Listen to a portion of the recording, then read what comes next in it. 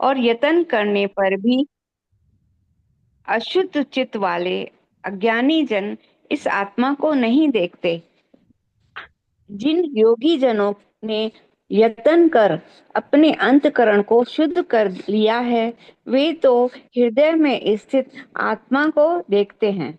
परंतु जिन्होंने अंतकरण को अभी तक शुद्ध नहीं किया है, वे अकृतमान, अचेत अचेत अर्थात अज्ञानी जन हैं, क्योंकि वे यह नहीं जानते कि आत्मा तत्व चेतन तत्व है, जो इतना सूक्ष्म तत्व है जिनकी यत्न करने पर भी वह इंद्रिय, मन, बुद्धि द्वारा नहीं जाना जा सकता। वह तो केवल स्वयं द्वारा ही जाना जा सकता है। पूर्ण रूप से शुद्ध नहीं हो जाता और स्वयं द्वारा ही त- तक तब तक नहीं जाना जा सकता जब तक अंतकरण पूर्ण रूप से शुद्ध नहीं हो जाता, और अंतकरण तब तक शुद्ध नहीं होता जब तक कि विषय भोगों के प्रति रस बुद्धि रहती है। कहने का भाव यह है कि जब तक राग द्वेष रूपी द्वंद्व भाव मिटते नहीं हैं, तब तक अंतकरण शुद्ध नहीं हो सकता। अंतकरण शुद्ध होने पर भी आत्मा साक्षात्कार भी हो जाता है और तत्व ज्ञान की भी स्वतः प्राप्ति हो जाती है। वसुदेव सुतम देवम कंस चानूरमर्दनम देवकी परमानंदम कृष्णम वंदे जगत गुरुम। जय श्री कृष्ण। वसुदेवसुतं देवं कंसचाणूरमर्दनं देवकी परमानन्दं कृष्णं वन्दे जगद्गुरुम्। यतन्त योगिनश्चैनं पश्यन्त्यात्मने अवस्थितं यतन्त अप्यकृतात्मानः नैनं पश्यन्त्यचेतसः। जय श्री कृष्ण। सबको प्रणाम। अभी बहुत अच्छा बोला और संपुट पाठ किया जो शना जी शर्मा ने और उसके बाद आशा जी ने बताया है। यहाँ यतन्तो योगिनश्चैनं पश्यन्त्यात्मन्य अवस्थितम्। देखिए ये जो हम यह जो बोलते हैं ना, यहाँ यह मन्य आत्मन्य अवस्थितम, यहाँ पर यह कोई शब्द नहीं होता है। पश्यन्ति, देखा, इसी को देखना, पश्य धातु है जिसको हम कहते हैं देखना। पश्यन्त्या, किसको? आत्मनि, किसका? आत्मनि, हमारे शरीर में जो है आत्मा, उसकी बात कर रहे हैं यहाँ। और अवस्थितम क्या है? वो प्रतिष्ठित है। तो अब जब इसको जोड़ते हैं तो पश्यन्ति आत्मनि अवस्थितम, तो बन गया पश्यन्त्यात्मने अवस्थितम। इसी तरह से यतन्ते, यतन्तो, यथो है, यतंत अपि अप्यकृतात्मानो, अकृत अपात आत्मानो, जिसका मन शुद्ध नहीं है। अकृत आत्मा, मन जो है वो शुद्ध नहीं है, उसके बारे में बात कर रहे हैं। तो उसको क्या है? न एनम, जो नहीं है, किससे? इससे। पश्यंती, क्या करते हैं? देखते हैं। किसको? अचेत सा, जो अनभिज्ञ रहता है उसको। तो यतंत, जिसका प्रयासरत, कौन? योगिनश च एनम, जो इसे योगी भी जो हैं इसको प्रयासरत करते हैं, देखते हैं, इसके लिए प्रयास करते हैं, अभ्यास करते हैं। तो फिर क्या देखते हैं?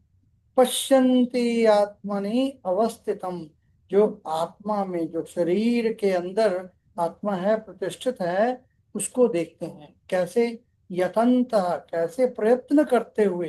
कैसे?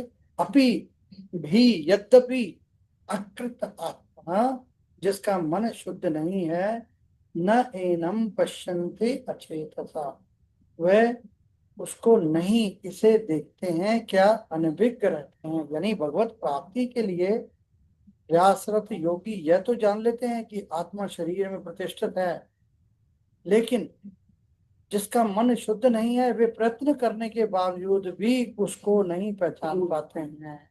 तो इसलिए यहाँ ये श्लोक जो है श्रीमद् भगवत गीता के 15वें अध्याय पुरुषोत्तम योग का 11वां श्लोक है, जहाँ भगवान श्री कृष्ण आत्मा के दर्शन और साधना की वास्तविकता को समझा रहे हैं कि आत्मा के दर्शन, आत्म दर्शन जिसको हो गया, फिर उसको किसी चीज की आवश्यकता नहीं। और उसके लिए साधना की वास्तविकता बता रहे हैं कि साधना की जाए तो कैसे, साधन हो तो कैसे, हमें उस साधन को प्राप्त करना है, किस तरह से प्राप्त करना है। तो शब्दार्थ करते हैं इसको। यतंतः यानी प्रयास करने वाले को बोलते हैं यतंत। योगिना, जो योगी है, आत्म साक्षात्कार के साधक जो हैं, अब सब वही हैं। तो अब योगी बन गए। तो अब योगी को क्या करने का है? एनम, इस आत्मा को, पश्यंती, देखते हैं, अनुभव करते हैं। हम तो शरीर को देखते हैं ना हमेशा। तो यहाँ आत्मा की बात है। आत्मा का दर्शन, आत्म दर्शन करने के लिए क्या करना है? पश्यंती, देखते हैं, अनुभव करते हैं। किसको? आत्मनि अवस्थितम, अपने भीतर जो स्थित है, उस अवस्थित आत्मन को देखने के लिए यतंत अपि, प्रया अपि मने भी, यतंत प्रयास करते हुए भी, अकृत आत्मा, जिसका मन शुद्ध नहीं है। अकृत, एक तो कृत है कर्म करना, और अकृत जो कर्म ना किया जाए। यानी शुद्धता तो है आत्मना, लेकिन उसका मन शुद्ध नहीं है। न पश्यंती, वो देख ही नहीं पाते। किसको? अचेत सहा, अविवेकी, क्योंकि वह अज्ञान से ढके हुए हैं। तो उसका सरल अर्थ क्या है? कि सच्चे योगी प्रयास करके अपने भीतर स्थित आत्मा को तो देख लेते हैं, लेकिन जिनका मन शुद्ध नहीं है, वे प्रयास करने पर भी आत्मा को देख नहीं पाते हैं। तो आत्मा को देखना बहुत आसान है। क्या है? बार बार प्रयास करना है। और वो प्रयास करेंगे कैसे? जब तक मन को शुद्ध करेंगे। मन कैसे बनता है शुद्ध? जैसा खाए अन्न वैसा बने मन। तो इसलिए अन्न जो है, किस भाव से खाना है, क्या करना है, भोग लगाने का है। इति श्री कृष्णार्पणमस्तु, शुभम भूयात्। जो कुछ भी है भगवान, ईश्वर यत् करोति शुभम करोति, भगवान अच्छा ही करते हैं। तो इसलिए क्या है कि सब कुछ अर्पण कर दिया, तेरा तुझको अर्पण क्या लागे मेरा। इस तरह से जब जाते हैं तो फिर मन भी आपका शुद्ध हो जाता है। श्लोक का गहरा आध्यात्मिक अर्थ क्या है कि यह श्लोक को दो प्रकार के साधकों को दिखाता है। एक तो शुद्ध मन वाले योगी, और दूसरे अशुद्ध या अशांत मन वाले साधक। अब शुद्ध और शुद्ध का क्या मतलब है? कि अशांत, जो शांत ना हो, उस अशांत मन वाले साधक और शुद्ध मन वाले योगी, इन दोनों का बात है। तो योगी आत्मा को क्यों देख लेते हैं? योगी का अर्थ केवल आसन करने वाले व्यक्ति नहीं। योगी वह है जिसका मन शांत है, बुद्धि निर्मल है, अहंकार कम है, भीतर ध्यान भी स्थिर है। ऐसा साधक जब ध्यान करता है तो वो क्या देखता है कि विचार आ रहे हैं, भावनाएं आ रही हैं, लेकिन इन सब के पीछे एक स्थिर जागरूकता है। वही है आत्मा। उस आत्मा को पहचानने का। अकृतात्मा, आत्मा को क्यों नहीं देख पाते? अकृतात्मा का अर्थ क्या है? जिसने अपने मन को साधा नहीं है। ऐसे व्यक्ति में बहुत सी इच्छाएं होती हैं, मन अशांत रहता है, अहंकार प्रबल होता है, ज्ञान बाहर भागता रहता है। इसी कारण वह भीतर की चेतना को पहचान ही नहीं पाते। इसे एक उदाहरण से समझ लीजिए। मान लीजिए कि एक झील है, यदि झील का पानी शांत स्वच्छ हो तो उसमें आकाश भाई एकदम साफ दिखाई देगा। लेकिन यदि पानी गंदा हो, लहरों से भरा हो, तो आकाश दिखाई नहीं देता। यहाँ झील जो है वो मन है, और आकाश जो है वो आत्मा है। श्लोक का ध्यान से संबंध क्या है कि यह श्लोक बताता है कि आत्मा को देखने के लिए कुछ नया बनाना नहीं है। आत्मा तो पहले से भीतर है, सिर्फ मन शांत होना चाहिए, ध्यान भीतर स्थिर होना चाहिए। अतः अद्वैत दृष्टि के अर्थ से इसे अद्वैत दृष्टि से देखें तो आत्मा कोई वस्तु नहीं है जिसे देखा जाए। वह वही चेतना है जो विचारों को देख रही है, जो अनुभवों को जान रही है। जब मन शांत होता है तो स्पष्ट हो जाता है कि वही चेतना हमारा वास्तविक स्वरूप। इस श्लोक का साधना संदेश क्या है कि तीन मुख्य बातें। आत्मा बाहर नहीं है, भीतर है। मन की शुद्धि आवश्यक है, और ध्यान भीतर स्थिर होना चाहिए। तो एक छोटा सा ध्यान का प्रश्न है, जब हम आप ये लोग श्लोक पढ़ रहे हैं तो क्या आप शब्दों को देख रहे हैं, और जो देख रहा है क्या वह भी किसी के द्वारा देखा जा रहा है? यदि इस प्रश्न में कुछ क्षण ठहरे तो यही इस श्लोक का वास्तविक अनुभव है, और इसी अनुभव को हमने जाना है। इसलिए कहते हैं क्या कि यतन्तो योगिनश्चैनं पश्यन्त्यात्मन्यवस्थितं यतन्तो अप्यकृतात्मानो नैनं पश्यन्त चेतस। जय श्री कृष्ण। प्रणाम।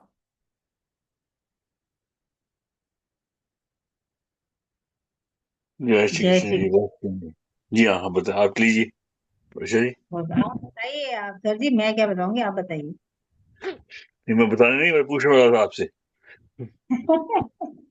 हाँ, बताइए आप। क्या बताया सर ने, इतना अच्छा बता दिया।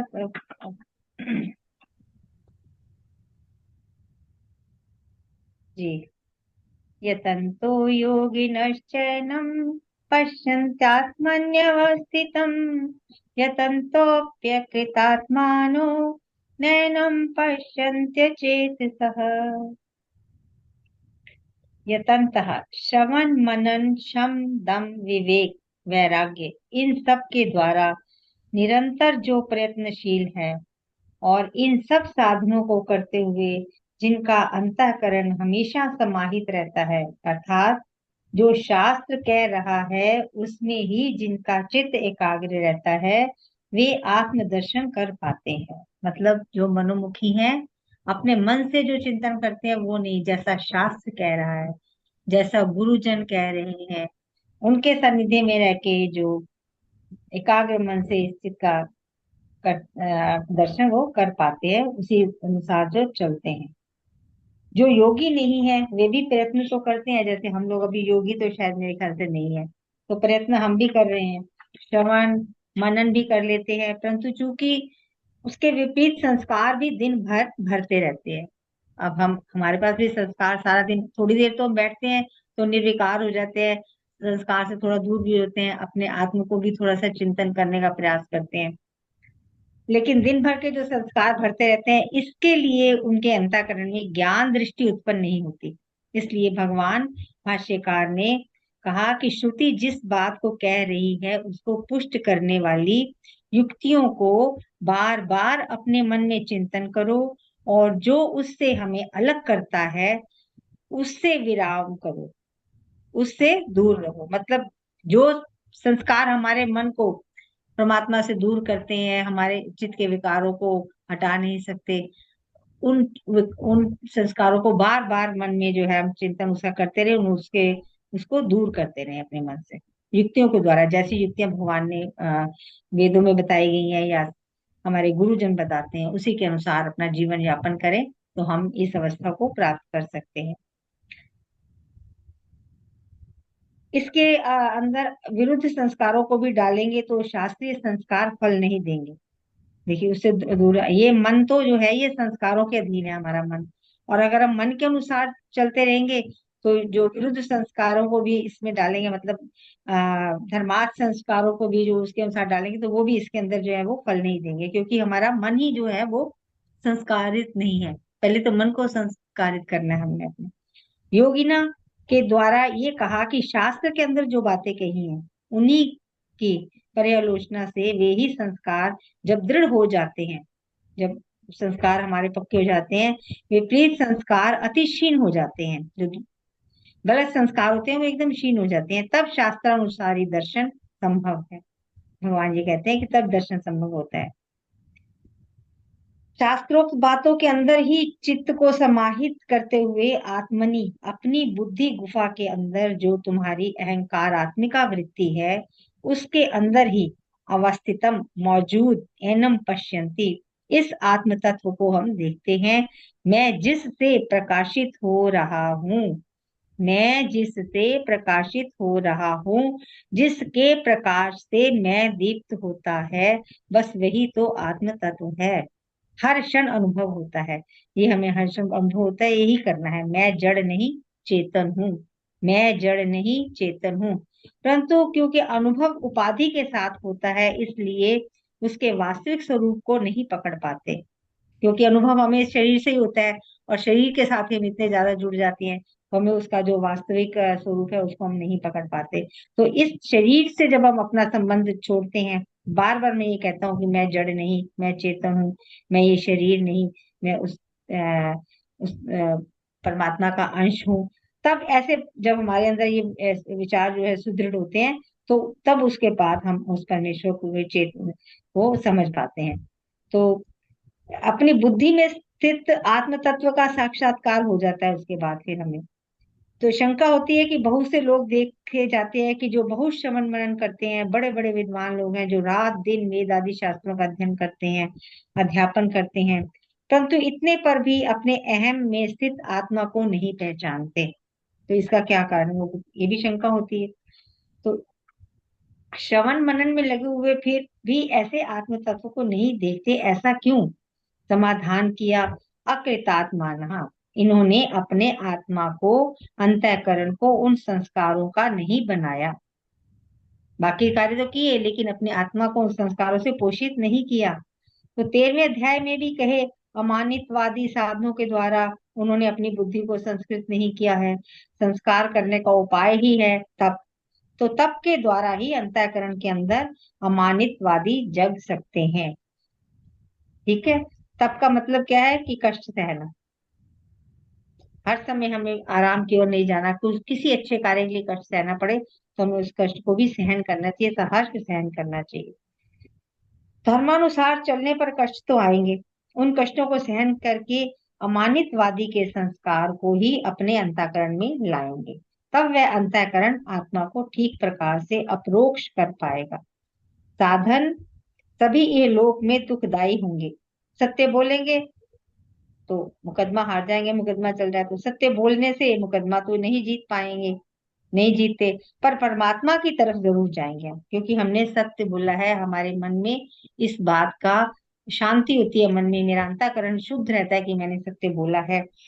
तो इसलिए कुछ भी अच्छा कार्य करने में कुछ हमें दुख प्राप्त हो तो उसके लिए हमें चिंता नहीं करनी चाहिए, क्योंकि उसका फल स्वरूप जो है वो हमारा मन जो है वो परमात्मा में धीरे धीरे लगता है।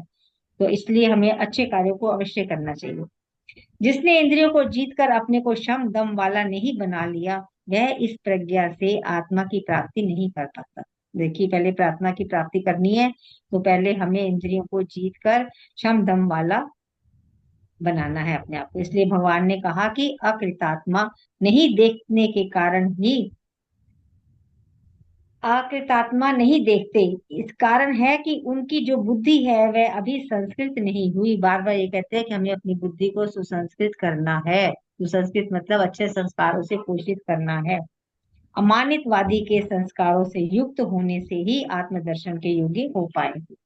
जब हम ऐसे अपने संस्कारों को अपनी बुद्धि में लगाएंगे, बुद्धि को सुदृढ़ रखेंगे, मन से अलग करेंगे बुद्धि को, तो ये मन जो है बुद्धि को हमेशा अपने साथ लगा लगा के विषयों में लगाता है, तो बुद्धि भी हमारी मलिन हो जाती है। तो सबसे ज्यादा अपनी बुद्धि और मन के ऊपर हमें अपना अनुसंधान करना है, उसको ध्यान में रखना है। आत्मकृत आत्मा क्यों है, असंस्कृत बुद्धि वाले क्यों है, कहा अचेतसः। जो विवेक नहीं करता वह उसके कपड़े के सुंदर रूप को देख करके, गहने को देख करके ठगा जाता है। विवेक के द्वारा अगर हम विवेक रखेंगे तो किसी सुंदरता को देख के हम ठगे नहीं जाएंगे, बल्कि उस सुंदरता के अंदर पीछे क्या है, हमारा ध्यान उस तत्व के ऊपर जाएगा। हमें उसको समझना है। जो अविवेकी का लक्षण ही ये है कि जो विवेक करके समझे नहीं क्या ठीक है क्या गलत है, क्या नित्य है क्या अनित्य है, क्या सत्य है क्या असत्य है, क्या धर्म है क्या अधर्म है। ये तीन चार चीजों को अपने मन में हम हमेशा के लिए बिठा लें, तो कुछ भी करने से पहले अगर इसका चिंतन हम करें कि हम जो कर रहे हैं ये सत्य है, जो हम कर रहे हैं ये विवेक पूर्वक कर रहे हैं, ये जो कर रहे हैं हम धर्म का कार्य है, क्या ये ठीक है, तो वो कभी भी ठगा नहीं जाता। उड़िया बाबा जी के आश्रम में अनुशासनहीनता करने वाले को भी प्रेम से समझाया करते थे कि क्रोध नहीं करते। वे क्रोध नहीं करते थे किसी से, कहते थे कि क्रोध से ये भले ही नियंत्रित हो जाए, पर उससे क्या है कि मैंने क्रोध किया तो मैं बिगड़ जाऊंगा ना। पहले तो मेरे अंदर क्रोध का प्रभाव पड़ेगा, फिर मैं क्रोध से उसको समझाऊंगा। तो इसलिए वो कहते थे कि जो काम क्रोध ने नहीं, उसको भले ही अच्छे से समझाना, उसको आराम से, उससे क्रोध करके नहीं बताना, उसको उसका फायदा और नुकसान समझाओ कि तुमने जो किया इससे ये फायदा है इससे ये नुकसान है, तो उसकी बुद्धि में वो बात फिर बैठती है धीरे धीरे। तो हमें इस प्रकार करना चाहिए। वो किसी से को क्रोध नहीं करते थे। तो काम क्रोध लोभ ये तीन हैं। तो अगर मन में अगर क्रोध आ गया तो नियंत्रण अपना बिगड़ जाएगा, तो उसका फायदा ये, उसका फल ये होता है कि काम क्रोध हो जाते हैं, लोभी हो जाता है आदमी। तो भगवान ने कहा कि नरक के द्वार है ये तीनों, तो मैं इसको स्वर्ग में ले जाने के लिए खुद नरक में जाने के लिए तैयार नहीं हूँ। तो पहले मैं अपने मन को बिगाड़ूं, अपने अंदर क्रोध लाऊं, और क्रोध के साथ लोभ आएगा। जी।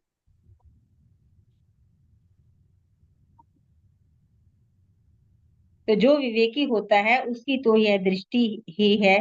तो अविवेकी कहेगा कि नहीं नहीं, ऐसा कैसे चलेगा। तो इस प्रकार समझाते हैं वो संत लोग। अतः समस्त दुष्चरित छोड़कर, दर्प शांत कर, समाहित होकर श्रवण आदि करने से ही आत्मदर्शन होता है। ये बताया है इसके अंदर हमें इन्होंने जी। जय श्री कृष्ण जी। दिनेश सर जी प्रणाम। वो कहते हैं मेरा मन दर्पण कहलाए। जी बिल्कुल। हम्म। अब आप ये जाती हैं सब। बाथरूम में, अपने बाथरूम में हाँ जाती हैं, बहुत जी। बड़ा मिरर है सामने, हाँ। और आपका जो हॉट वाटर है ना वो चल रहा है हम्म। नल पर, ठीक है। हम्म। हम्म। तो आप देखोगे वो पूरा जो दर्पण है ना वो बिल्कुल फॉगी हो गया। हाँ आ जाता है उसको। तो जो यस। फॉगी मन, जो मन होता है ना, अगर प्योर हाँ। नहीं हो ना, वो हाँ फॉगी से लेकर डार्क हो जाता है। बिल्कुल बिल्कुल। मलिनता, इसी को मलिनता कह दिया ना। इसे कहते हैं मलिनता। हाँ और मलिनता जब कह दिया। आपकी जो मन है ना वो प्योर होता है ना, तो उसके हाँ लक्षण ही अलग हैं, अलग अलग। उसके बात करने का ढंग ही अलग है। बिल्कुल उसको बिल्कुल। आप 2 मिनट में समझ जाओगे, आप ये बंदा ठीक है, 2 मिनट में, हाँ चाहे कोई भी हो। बिल्कुल। और हर तरह से समझ जाओगे, एक एक्सट्रीम से दूसरे एक्सट्रीम तक सारे आप डिफरेंशिएट कर सकते हो, अपने इतनी ताकत है आप में। जी। लेकिन प्योरिटी ऑफ हार्ट जो है ना is the most important thing. इसमें क्या है ना, हम्म। क्या कहते हैं, 16 अध्याय में आता है प्योरिटी ऑफ हार्ट के बारे में। तो वो एक बहुत बड़ा, उसके बगैर तो बड़ा मुश्किल है हम्म, इस मार्ग पे चलना, इम्पॉसिबल है। बिल्कुल। ये प्योरिटी ऑफ हार्ट कैसे आती है? वो आती है जो कर रहे हैं आप, सत्संग कर रहे हैं, सद्भाव कर रहे हैं, ये कर रहे हैं, सत्संग। दान कर रहे हैं, सेवा कर रहे हाँ हैं, ये सब सब आपको अपने हार्ट की प्योरिटी की तरफ लेके जाता है। तभी कहते हैं ये करो, हाँ। और ये बंद मत अंतर करो कभी। शुद्ध। हाँ, बिल्कुल कभी बंद बंद। मत करो। बिल्कुल। क्यों? ये आपका प्योर हार्ट करता है, और उसी हार्ट में ही, के थ्रू ही हम्म। आप दर्शन करते हैं। हम्म।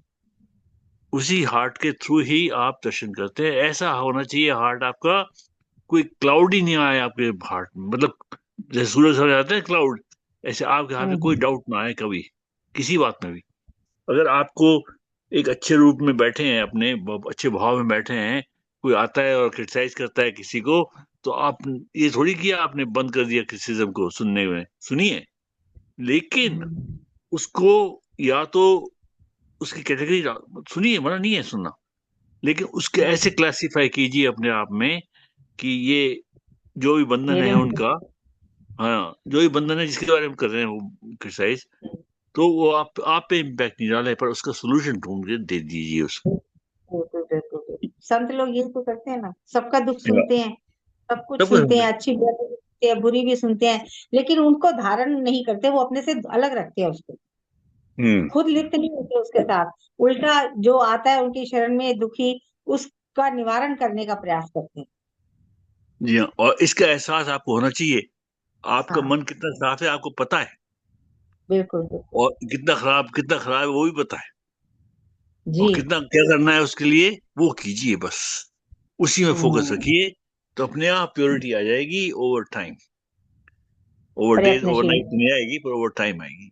जी हाँ। बिल्कुल, टाइम की लगता है, जन्म बीत जाते हैं सर जी, टाइम तो क्या गए, जन्म बीत जाते हैं। हाँ जी। अब आपको लवलीन जी बताएंगी कैसे आप लव में लीन हो सकते हैं अपने जी हार्ट जी। में। हाँ जी। जय श्री कृष्ण जी, लवलीन जी। लवलीन जी, जय श्री कृष्ण। कहाँ चली गई लवलीन कपूर जी? नहीं तो पास नहीं होगी फोन के, कोई किसी बात और नहीं। को ले लीजिए। हाँ हाँ जी, जी, तब तक साधना और जी। किसी। साधना जी। हाँ, इतने बड़े संत बैठे हो हमारे पास। जी जी। हाँ जी साधना जय जी, श्री तुम कृष्ण। दसो। लवलीन कपूर को बुलाओ जी पहले। वो आई कोई नहीं कोई नहीं, वो पता नहीं कहाँ गायब हो गई, भाग गई। तो ओ लवलीन जी, ये बैठी है मोह पर्दे के माया, पीछे। हम्म। मोह माया में। चलो आप बताइए साधना जी। आपने बताया इतना अच्छा, वर्षा जी ने बताया, ने बताया, और क्या, बहुत बड़ी बात है ना, कैसे बताएं। योगी बनना आसान नहीं है। हम्म, योगी की बात है कि योगी कैसे बने, तो यही बात कह रहे हैं यहाँ, यतन्तो योगिनश्चैनम पश्यन्ति आत्मन्वस्थितम् यतन्तोऽपि कृतात्मानो नैनम पश्यन्ति चेत्। यत्न करने वाले योगी जन भी अपने हृदय में स्थित इस आत्मा को तत्व से जानते हैं, किंतु जिन्होंने अपने अंतःकरण को शुद्ध ही नहीं किया, ऐसे अज्ञानी जन तो यत्न करते रहने पर भी इस आत्मा को नहीं जानते। हम्म, कह रहे हैं हर कोई ये सोचता है ना कि मैं तो लगा हुआ हूँ भक्ति में, मैं तो हर वक्त भक्ति करता रहता हूँ। हम सोचते हैं कि हमने थोड़ी सी सुबह पूजा पाठ कर ली, धूप बत्ती कर ली, एक आधा मंत्र पढ़ लिया, पाठ पढ़ लिया, यत्न कर लिया भक्ति करने की, और हो गया हमारा। लेकिन यहाँ बात दूसरी है, तत्व की। यहाँ कह रहे हैं वो भी भक्ति ठीक है, वो भी मन को थोड़ा सा सात्विक रखती है, बस इतना है। लेकिन यहाँ बात कह रहे हैं कि जिनका अंतःकरण शुद्ध हो गया है वही योगी जन है, और वही जान पाएंगे उस आत्मा को तत्व से। और जिनका अंतःकरण अभी शुद्ध नहीं हुआ, वो अज्ञानी जन कितना भी प्रयत्न करते रहे नहीं जान।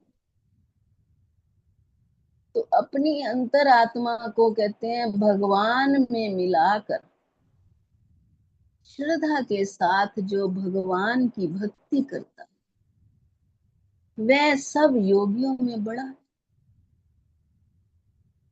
वह प्रयत्न करने वाले योगी जो हैं उस परमात्मा का आत्मनि अर्थात अपने हृदय में दर्शन करते हैं, वही करते हैं हृदय में दर्शन, जो अपनी अंतरात्मा से, अपने अंदर, अभी कह रहे थे ना, हृदय से, हार्ट से।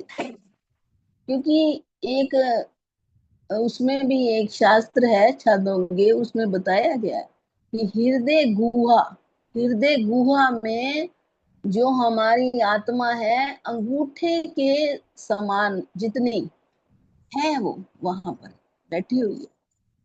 तो इसलिए भक्ति जो है हृदय से ही की जानी चाहिए, और हृदय से की गई भक्ति, प्रेम से की गई भक्ति, वही हमारी परमात्मा तक पहुंचती है। लेकिन अकृत बुद्धि वाले जो हैं, या अचेत सहा, अविवेकी, वो असावधान लोग चाहे प्रयत्न भी करते रहे ना, वो परमात्मा के दर्शन में असमर्थ ही रहेंगे, नहीं कर, क्योंकि वो स्थूल शरीर को हम सोचते हैं कि स्थूल शरीर है ना हमारा, इससे मन बुद्धि से हम परमात्मा को पा लेंगे, लेकिन नहीं। सूक्ष्म शरीर भी है एक, वो ज्यादातर पता ही नहीं किसी को कि सूक्ष्म शरीर में ही सूक्ष्म तत्व है, वो बुद्धि मन से परे है, परमात्मा की प्राप्ति उसी से होगी। और अपने को हम परमात्मा के चरणों में हमें समर्पित भी करना होगा।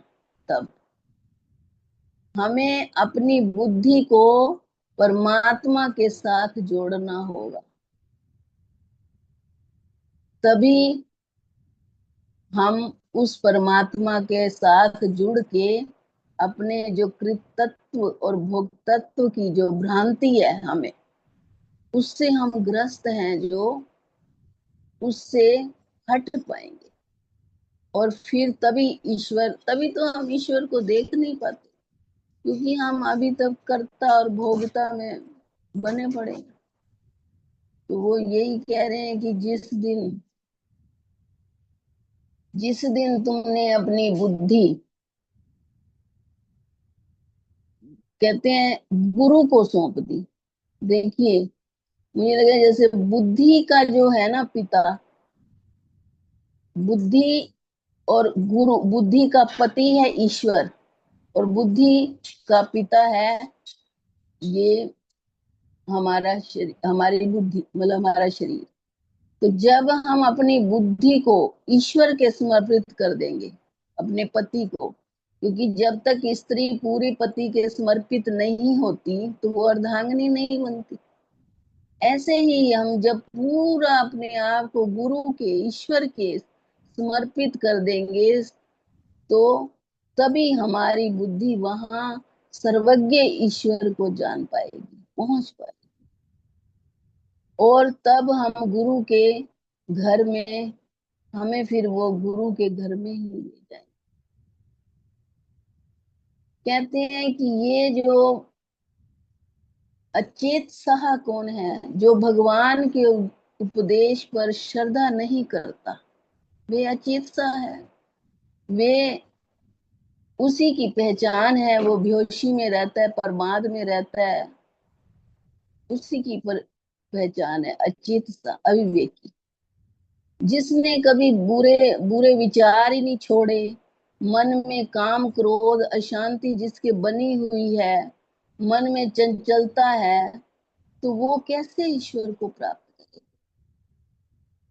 तो यहाँ यही बात हो रही है कि हमें अगर साक्षात्कार करना है, ईश्वर को जानना है, तो जो एक अकृतात्मा और अचेता को हटाना होगा, और फिर उस तत्व को, दृष्टा, जिसको हम जानते हैं कि वही एक भगवान है, वही ईश्वर है, वही ही हमारे जीवन का आधार है, सब कुछ वही है, वही नारायण है। तो वो फिर हमारी शास्त्र के अनुसार, एक तो सतगुरु, और फिर शास्त्र के अनुसार हमारी बुद्धि को बनाता है, हमें वो बुद्धि देता है, हमारे ऊपर कृपा की जाती है कि हम ईश्वर को प्राप्त करें। परमार्थ के ज्ञान को हम जाने कि क्या है ये जिज्ञासु कर सकता है। जिज्ञासु ही कृतात्मा और सचेता होना चाहिए कहते हैं, क्योंकि ये एक जिसके अंदर लगन होगी कि मुझे योगी बनना है, योगी जैसे लक्षण लाने हैं, तभी बनना पड़ेगा। अब कहते हैं कि आपने अगर अपने तन को ठीक रखना है तो आप व्यायाम करोगे, व्यायाम कीजिए। अगर आपने अपने मन को ठीक करना है तो आप ध्यान कीजिए। अगर आपने अपने धन को ठीक करना है तो आप दान कीजिए। तो ये सब बताया गया है हमें, लेकिन हम करते कहाँ हैं? अब हम व्यायाम करते ही नहीं, हम सुबह उठ ही नहीं सकते, तो कैसे तन ठीक होगा? ध्यान कर नहीं सकते, कैसे मन ठीक होगा? तो यही बातें हैं, यही सिखा रहे हैं हमें कि कैसे तुम तत्व से उस आत्मा को जान पाओगे। जब तक हमारा अंतःकरण शुद्ध नहीं होगा, हम अज्ञानता में बिल्कुल नहीं जान पाएंगे। चाहे हमें सारा जन्मों के जन्म लग जाएं, तो भी हम उस परमात्मा को नहीं पा पाएंगे। यत्न करते रहेंगे, करते करते एक दिन वही है, जन्म मरण आना जाना लगा रहेगा, खत्म होते रहेंगे, फिर जन्म लेते रहेंगे। तो बाकी अपनी तरफ से तो हम सब कोशिश हमें करनी चाहिए। बाकी जो हरी इच्छा और जो गुरुओं का कृपा होगी तो ये भी सब हो जाएगा, हो जाता। जी, जय श्री कृष्ण। जय श्री कृष्ण जी। पर आपको कैसे पता लगे कि आपका मन साफ है या ठीक नहीं है? ये कभी सोचा है? खुद अपने एक अपने मन की बात एक मैं खुद जानती हूँ और एक मेरा परमात्मा, बस। जी और हाँ। आप भी नहीं जान पाओगे। आप क्या सोच कोई रहे हो? कोई मैं नहीं जान जितना पाएगा। मर्जी झूठ सच बोलूं अगर, तो मैं ही जानती हूँ ना। मैं जी हाँ। सच बोल रही हूँ, झूठ बोल रही हूँ, धोखा दे रही हूँ, या वो मैं तुम्हें थोड़ा दे रही हूँ, वो खुद को दे रही हूँ। या तो ये खुद को पता होता है हमें कि हम किस राह पर चल रहे हैं और क्या कर रहे हैं, पता होता है, ये सब पता होता या तो इसका एक बहुत है। ये बढ़िया कोई और। तरीका है। जैसे हम्म। थर्मामीटर ये है हम्म। कि आप शांति में बैठो, अपने आप चुप मौन में, जी। और उस मौन में आपका मन सात्विक तामसिक और राजसिक है, कैसा है, या ईश्वरीय। हम्म। अगर आप में परेशानी हो, आप नोट कीजिए अपने हिसाब से कि जी। 10% है, 15% है, 50% है, 100% है, जो भी है, राजसिक तामसिक और सात्विक है, ठीक है। जी। तो अब आप एक निष्ठ होइए अपने भाव में, और भाव जो हो वो यज्ञार्थ हो, कि वो अपने बारे में नहीं है, किसी और के बारे में है। वो आपको सेवा भाव है आपका, चाहे वो जाकर के मंदिर में झाड़ू लगाना है, या मंदिर में भोजन बनाना है, या भगवान की सेवा करनी है, कुछ भी हो, पर है, हम्म। या फिर स्कूल में जाके गीता सिखानी। तो सब जगह ईश्वर के दर्शन, आप जब ईश्वर से कनेक्ट करोगे उस यज्ञार्थ अपने भाव को, तो वो आपका मन साफ है ना, तो आपके 24 घंटे आपके अंदर वही रहेगा। आप उससे जा नहीं सकते कहीं दूर। चाहे काम बिल्कुल। चल रहा है, शुरू हो गया है, होना है, जब भी जो भी है, पर आपका भाव एकनिष्ठ हो गया, आपने अपने भाव प्रभु एक एकनिष्ठ कर बात लिया। और भी बताती हूँ मैं। आप बार बार कहते हो ना ये ज्ञार्थ कर्म, सेवा करनी चाहिए, भाई बाहर जाओ, निकलो, सेवा करो, जाओ। ये ज्ञान जो है ना, आत्मा का ज्ञान, ब्रह्म ज्ञान, ये मिला ही तब है कि हम सेवा करके आए हैं। ऐसे थोड़ा मिला है ये। आप क्या सोच रहे हो? पहले यही तो किया है। मंदिरों में जाके सेवा, मंदिरों में जाना, किसी बूढ़े को छोड़ आना, ले आना, चलो उसका भला करना, तब तो ऐसे लगता था अभी हम बड़ा अच्छा काम कर रहे हैं। चाहे फल की इच्छा से ही किया हो, लेकिन यही किया कि यहाँ अगर झाड़ू लगाएंगे तो ये फल मिलेगा, वहां गुरुद्वारे में सेवा कराएंगे तो ये फल मिलेगा। चाहे इसी तरह से ही, पहले समझ नहीं थी ज्ञान की, तो ऐसे ही किया था। कभी गुरुद्वारे में चले गए, सेवा लंगर बनाए, प्रसाद बनाए, कभी मंदिरों में चले गए, मूर्तियों पे कपड़े सजाए, कभी ऐसे ही किया है। जी हाँ। तो इसलिए तो ये ज्ञान तक पहुंचे हैं। ये ब्रह्म ज्ञान ऐसे नहीं मिलता, ये उसी को ही कृपा होती है जो ये सेवा करके आया हुआ है पहले। चाहे किसी को अगर याद नहीं होगा, इस जन्म में नहीं की, तो उसने पिछले जन्म में की होगी जरूर। अगर इसी जन्म में की हुई है तो वो तो फिर पता ही है कि हमने ये किया है, जब से हमारा जन्म हुआ है तो हमने क्या क्या किया है, सबको पता है। तो इसीलिए ये ज्ञान तक पहुंचे हैं। नहीं तो किसी की ताकत ही नहीं ये ज्ञान तक पहुंचा दे, या कोई बैठ भी जाए।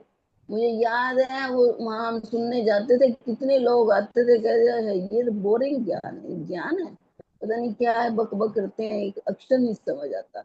दूसरे दिन आते ही नहीं थे, तो उनके भाग्य में था ही नहीं।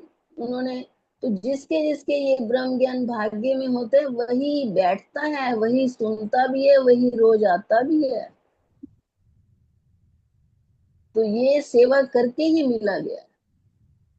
अब जी हाँ। ज्ञान में समझ आ रही है कि यही सेवा है, कि हम इस पर चलें, हम इसको धारण करें, जैसे आप कहते हो यही सेवा है।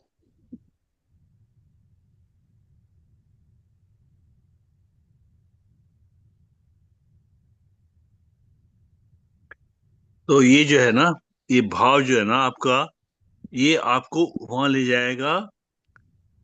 तब आप देखोगे, इस भाव में जुड़ोगे, तो आपका जो मौन है ना, वो लंबे टाइम तक आनंद में होगा, और आपको किसी की जरूरत भी नहीं पड़ेगी।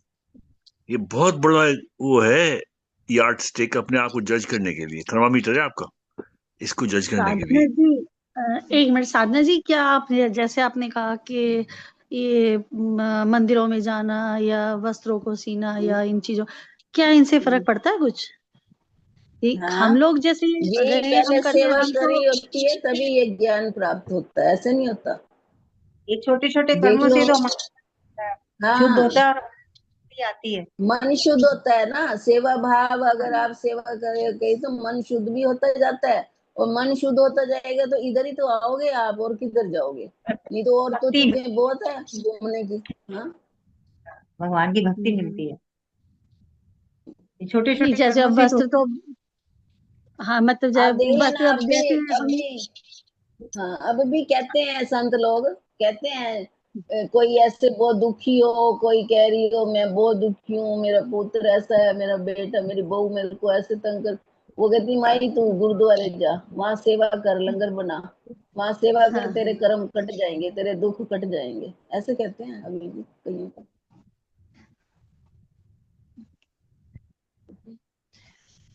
और मेरे बेटे कभी जवानी में एक दोस्त था उसका सरदार, उसके साथ हाँ सेवा जी। बड़ी की थी, गुरुद्वारे की बहुत जाता था। हम्म, गुरुद्वारे में हम्म, उसके साथ लंगरों पे, ये नगर कीर्तन निकलते थे वहां, और सारी सेवा करनी।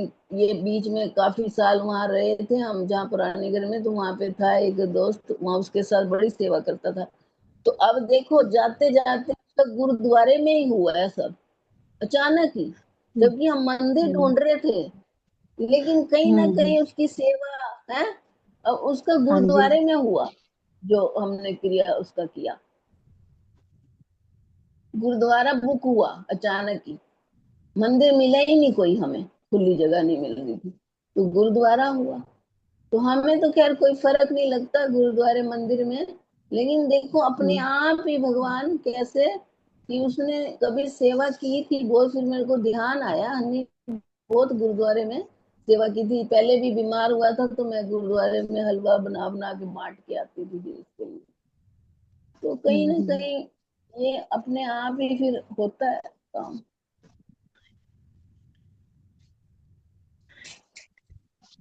हम तो सेवा सिर्फ इसलिए कर देते हैं कि बस एक घर में शांति बनी रहे, मन शुद्ध रहे, या घर का वातावरण ठीक रहे। ज्यादा तो कोशिश इसीलिए की जाती है करने के लिए कि वो घर तो में किसी तरह के, मतलब घर में माहौल अच्छा रहे।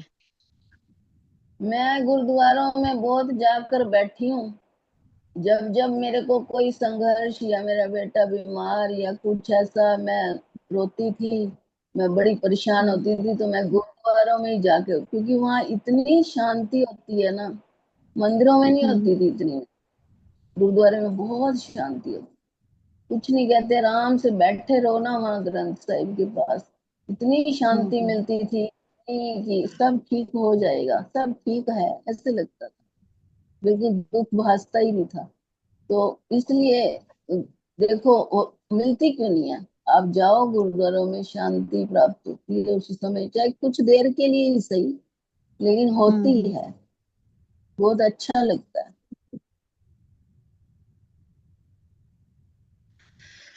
जी।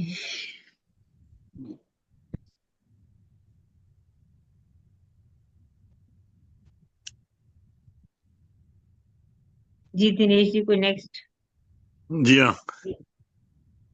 तो समझ में आ गई बात कि कैसे आपका माइंड प्योर होता है, मतलब मन सुंदर होता है। और बिल्कुल। जब सुंदर मन बनेगा ना, तो आपके भाव शुद्ध हो जाएंगे अपने आप। आपकी जो कर्म शुद्ध। इंटेंशन है, जो हाँ, कल एक कर्म। कल कल एक वो डाला था भगवान कृष्ण जी का, कि भगवान कृष्ण जी से पूछा राधा ने कि ये कर्म कैसे कैसे चलता है, कर्म का काम। तो उन्होंने बताया एग्जाम्पल के थ्रू। इसमें था कल, इसमें व्हाट्सएप में। तो एक राजा था, उसके बहुत सारे मंत्री थे, उसने 3 मंत्रियों को बुलाया। हम्म। वो पढ़ा है आपने, सुना था?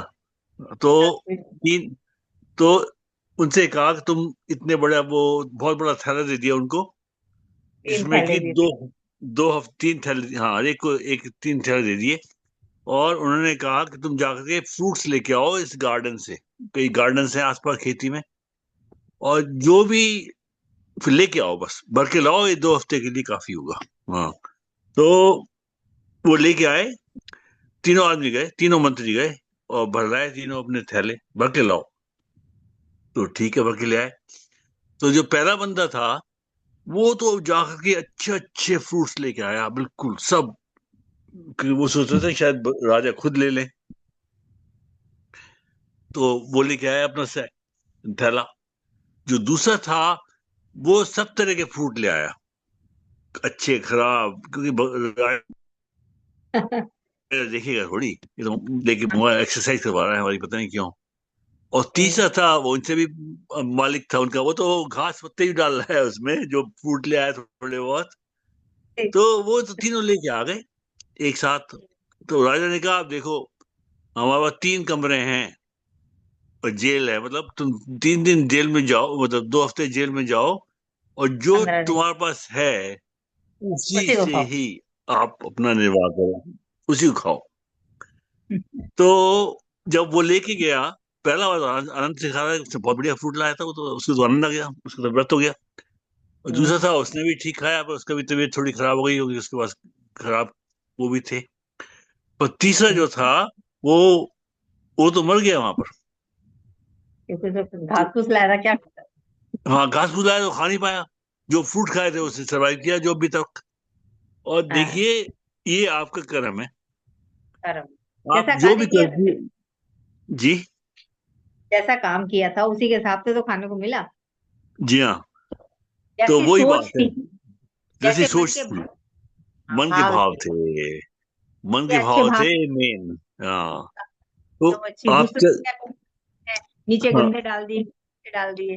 तीसरे ने कहा छोड़ो परे, जो मिल रहा है घास फूस उठाओ ले जाओ बंद करके। कौन सा राजा ने पूछना है? ये भाव है, भाव की प्रधानता है। जिस ये है भाव भाव से प्रधान। उसी भाव के अनुसार हमें फल मिलता है उसका। मेरा मन भी उसी के अनुसार बनता है, मेरी बुद्धि भी वैसी बनती है उसी के अनुसार। जी हाँ। तो आप देखिए, जब वो उनको पता भी नहीं था किस काम को लेके जा रहे हैं, तो अब हर एक चीज जो कर रहे हो आप, इतने प्यार से करो, इतने सत्कार से करो, इतने भाव से करो, कि आपका मन अपने आप साफ हो जाएगा, और अपने लिए नहीं करोगे तो अपने आप साफ हो जाएगा। किसी और के लिए करो, भगवान जी के लिए करो। अपने लिए भेद ना रखो, बस जैसा अपने लिए करते वैसे दूसरे को करो, बस ये बात हाँ, सीख लो एक। या जो आप अपने लिए टॉलरेट नहीं करते वो किसी और के लिए मत करो। बस बस। जो what you can't do for others, don't do for yourself. What you can do for others, do it for yourself. बिल्कुल। वही चीज करो। इससे है ना, आपका जो मन है ना, वो हम्म। एकाग्रचित हो जाएगा और शांत हो जाएगा और प्योर भी हो जाएगा धीरे धीरे ओवर टाइम। और जब हम्म। जुड़ जाओगे आप किसी अज्ञात कर्म में, तो अपने आप आनंद ही आनंद है। जी हाँ। तो ये है इसका प्रैक्टिस करने का तरीका। जी हाँ, आज है ना, आज हमारा अभी हो गया, टाइम हो गया, 15 मिनट बाकी है। अभी श्लोक नहीं, पढ़ेंगे। और किसी और को बताना है पूछ क्या? पूछ किसी और लीजिए। को बताना है? हाँ जी, कोई और बताएंगे इस बारे में? एक तो नहीं आई श्लोक। शायद। जी। जय श्री कृष्णा। जय हाँ श्री जी। कृष्णा जी। मैं श्लोक पढ़ता हूँ। जी हाँ, यतन्तो पढ़िए। योगिनश्चैनं पश्यन्तात्मन्यवस्थितं यतन्तोऽप्यकृतात्मानो नैनं पश्यन्त चेतसे। जय अभी श्री कृष्ण। जी बात हाँ। हो रही थी सेवा के लिए। सेवा करने से और कुछ हो या ना हो वो अलग बात है, कि अपना मन निर्मल होता है, जो भी होता है, सेवा करने का फल मिलता है, कि हमारे घर में शांति रहती है। लेकिन एक बात अवश्य है कि अहंकार को अगर त्यागना है तो उसका त्याग करने का उपाय सिर्फ और सिर्फ सेवा है। सिर्फ और बिल्कुल। सिर्फ सेवा। उसके अंदर आदमी का अहम खत्म होता है। उसके अलावा कोई दूसरा रास्ता ही नहीं है अहम को त्यागने का। अगर आपके अंदर, और सबसे बड़ी कमी, अगर यम नियम सब कुछ पालन करते हुए भी अगर सबसे बड़ी कमी अगर जिंदगी में कहीं खटकती है, वो मैंने मेरे लाइफ में भी आज तक अनुभव कर रहा हूं, तो वो यही है कि अपना अहम, ये आए बिगड़ रहता नहीं। और भगवान ने तो एकदम साफ कहा है, रामचरितमानस में भी कहा है, निर्मल मन जन सो मोहि पावा, मोर कपट छल छिद्र न भावा।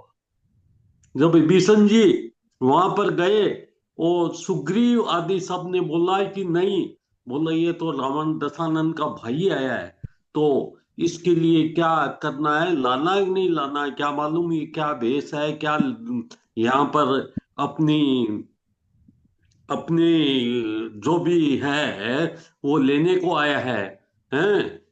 वो जाकर के दशानन को बताएगा तो बोला उसको ले आओ, क्योंकि मेरे सामने वही आदमी आ सकता है जिसका निर्मल मन हो, अंतःकरण शुद्ध हो। तो यही बात इस श्लोक के अंदर कही है कि भगवत प्राप्ति के लिए योगी ये जान सकता है। और योगी कौन हो सकता है? जिसका कि अंतःकरण शुद्ध हो, जिसने बहुत तपस्या की हो इस शुद्धता के लिए, जिंदगी भर यम का पालन किया हो, नियम का पालन किया हो, अपना तन स्वस्थ रखा हो, मन स्वस्थ रखा हो, धन का सदुपयोग किया हो, सेवा में लगा रहा हो, किसी की निंदा नहीं की हो, वो ही योगी बन सकता है। खाली भगवान कपड़े पहनने से योगी नहीं बनता। ये गीता का कहां शुरू हुआ है? गीता कहां शुरू हुई है? गीता का शुरुआत ही वहीं से हुआ है, मेरा और तेरा। मेरे पुत्रों ने क्या किया, पांडवों के पुत्रों ने क्या किया, वहीं से गीता शुरू हो गई। तो जब तक ये मन को शुद्ध नहीं होगा, और इसके लिए सेवा सबसे बढ़िया चीज है। सेवा करते रहिए आप, आपका अहंकार भी डुलेगा, घर में शांति भी रहेगी, 10 तरह के 50 फायदे होंगे इससे। अपना तन भी स्वस्थ रहेगा। आप क्या समझते हैं, जब पुरानी माताएं और वो जब झाड़ू निकालती थी, पोछा लगाती थी, दाई माई नहीं आती थी, उनका शरीर कैसे स्वस्थ रहता? उनको किसी एंटीबायोटिक की जरूरत नहीं होती थी। और आज हम लोगों की दाई आई है, माएँ आ रही है, वो आ रही है, घर की लेडीज है, वो सब काम बंद करना बंद कर दिए। पुरुष लोग है, कितना कितना घर का काम कर लेते थे, अपना वजन उठा कर करके, गाड़ियां आ गई, घोड़े आ गई, तो तन कहाँ कर। अब क्या है कि एक आदमी जाता है घूमने के लिए कि खाया हुआ डाइजेस्ट कर लूं, दूसरा परिश्रम करता है अपने पेट के लिए कि मैं उसको पेट को पाल लूं। दोनों में फर्क है। लेकिन दोनों का टारगेट क्या है? वो एक ही है कि तन स्वस्थ रहे, और उसका टारगेट क्या है कि तन भी स्वस्थ रहे और मेरे को कुछ, मेरा पेट पालन के लिए, मेरे परिवार के लिए परिश्रम भी हो गए। तो ये सारी बातें हैं, वो सब योगी के लिए यह प्रयास जिंदगी भर करना पड़ेगा कि मेरे भगवान है, भगवान मेरे में ही स्थित है, और मैं भगवान के अलावा और किसी को नहीं जानता। जो कुछ भी वो करवा रहा है मेरे लिए अच्छा करवा रहा है, जो कर रहा है वो अच्छा कर रहा है। उसके बावजूद भी ये मनुष्य शरीर है, मैं बार बार दिनेश जी को पूछता हूँ, ये आपका ट्रम्प क्या कर रहा है? अरे जो कर रहा है भगवान करवा रहा है, किसी दिन उसका भी एंड ऐसे ही होना है। सब है, आज तक देखिए जितने डाकू हुए हैं, जितने ये बोलते हैं कि हमारे ये इतना बड़ा शासन था, इतना बड़ा, उनका एंड देखा? उनका एंड ऐसा हुआ कि कोई उनको जल पिलाने वाला भी नहीं रहा। यहाँ पर देखिए योगी के शासन में वो अतीक अहमद था, क्या उसका यूपी में बोलबाला था, क्या उसका साम्राज्य था अलग से, उसका एंड क्या हुआ? पूरे परिवार सहित, खानदान सहित खत्म हो गया। तो जैसे कर्म करेंगे उनका फल वैसे ही मिलता है। इस बात के लिए हो सकता है समय लगता हो, एक जन्म में नहीं हो, दूसरे में हो, तीसरे में हो, लेकिन अंतर तो गता उसका एंड बुरा होता है। इसलिए अपने शरीर के अंदर जो भगवान ने आत्मा दे रखी है, उस आत्मा को पहचानने के लिए योगी बनना जरूरी है, और योगी बनने के लिए वो सारे प्रयास करने जरूरी है जो कि महर्षि पतंजलि ने भी बताए हैं। वो सारे प्रयास करने से योगी बनेंगे, और योगी बनने से ही आपको उस आत्म स्वरूप का दर्शन होगा, मन शुद्धिकरण भी होगा, निर्मल मन भी होगा, और वो आत्म स्वरूप का दर्शन आप कर पाओगे, और आपको इसकी जो मानव जीवन का उद्देश्य है वो सफल है। जय श्री कृष्ण। बहुत बढ़िया, बहुत सुंदर। आपने पूरी डेफिनेशन दे दी योगी की, और ये चाहिए बहुत था। सुंदर। या वेरी गुड। बहुत अब तो सबको समझ आ गया, अब तो सब अपना अपना मन शुद्ध कर लीजिए आप जा करके। जी हाँ। अच्छा, जिन्होंने अभी गीता का वर्ष नहीं पढ़ा वो पढ़ लीजिए प्लीज, हिमांशी जी और लता जी, और कौन है? हाँ जी, जय श्री कृष्ण। प्रणाम जय सभी श्री को। राम जी, प्रणाम। देवसुतं देवं कंसचाणूरमर्दनं देवकी परमानन्दं कृष्णं वन्दे जगद्गुरुम्। तो कौन सा श्लोक था? 11वां श्लोक है 15 अध्याय का। स्क्रीन पे आ रहा है ना? स्क्रीन पे आ रहा यतन्तो योग चैनं पश्यन्त्य आत्मन्यवस्थितं यतन्तो अप्यकृतात्मानो नैनं पश्यन्त्य चेतसः। जय श्री कृष्ण। है। जय श्री कृष्ण जी। हाँ जी, जय श्री और कौन? कृष्ण। जय श्री लता पाल जी। हाँ जी, जी, जय श्री कृष्ण। जय श्री कृष्ण जी। वसुदेवसुतं देवं कंसचारूणमर्दनं देवकी परमानन्दं कृष्णं वन्दे जगद्गुरुं। यतन्तो योगिनश्चैनं पश्यन्तात्मन्य अव्यवस्थितं यतन्तोऽप्यकृतात्मानो नैनं पश्यन्त चेतसा। जय श्री कृष्ण। जय श्री कृष्ण जी। हाँ, हिमांशी जी, लता पाल जी, सादा साहब, और एक और कोई जो है ना वो करें आज के आरतियां। 12वां अध्याय ज्योत्सना जी ने पढ़ना है।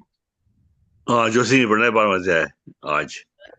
तो आप देख लीजिए क्या चाहिए आपको, सादा साहब और लता मैं पाल जी और कृष्ण जी की हिमांशी। आरती कर लेती हूँ। कृष्ण जी की ओके आरती मैं कर लेती हूँ आज। ओके, तो हिमांशी जी और सादा साहब, आपको सादा साहब कोई भी दे दीजिए, हम गीता की आरती कर लेते हैं। आपको लीजिए गीता जी की आरती। हाँ, वो श्रीमद् भगवद गीता जी की जय। जय भगवद गीते मैया, जय भगवद गीते। हरि कमल विहारिणी प्रभु हिय कमल विहारी सुंदर सुपुनीते। ओम जय भगवद गीते। कर्म सुमर्म प्रकाशिनी कामासक्ति हरा मैया कामासक्ति हरा। तत्व ज्ञान विकाशिनी तत्व ज्ञान विकाशिनी विद्या ब्रह्म परा। ओम जय भगवद गीते। निश्चल भक्ति विधायिनी निर्मल मलहारी मैया निर्मल मलहारी। शरण रहस्य प्रदायिनी शरण रहस्य प्रदायिनी सब विधि सुखकारी। ओम जय भगवद गीते। राग द्वेष विदारिणी कारिणी मोद सदा मैया कारिणी मोद सदा। भव भय हारिणी तारिणी भव भय हारिणी तारिणी परमानंद प्रदा। ओम जय भगवद गीते। आसुर भाव विनाशिनी नाशिनी तमरजनी मैया नाशिनी तमरजनी। देवी सद्गुणदायिनी देवी सद्गुणदायिनी हरि रसिका सजनी। ओम जय भगवद गीते। समता त्याग सिखावनी हरि मुख की बानी मैया प्रभु मुख की बानी। सकल शास्त्र की स्वामिनी सकल शास्त्र की स्वामिनी श्रुतियों की रानी। ओम जय भगवद गीते। दया सुधा बरसावनी मातु कृपा कीजे मैया मातु कृपा कीजे। हरि पद प्रेम दान कर प्रभु पद प्रेम दान कर अपनों कर लीजे। ओम जय भगवद गीते। ओम जय भगवद गीते मैया जय भगवद गीते। हरि कमल विहारिणी हरि कमल विहारिणी सुंदर सुपुनीते। ओम जय भगवद गीते। श्रीमद् भगवद गीता जी की जय। हाँ, भगवान श्री कृष्ण जी की आरती।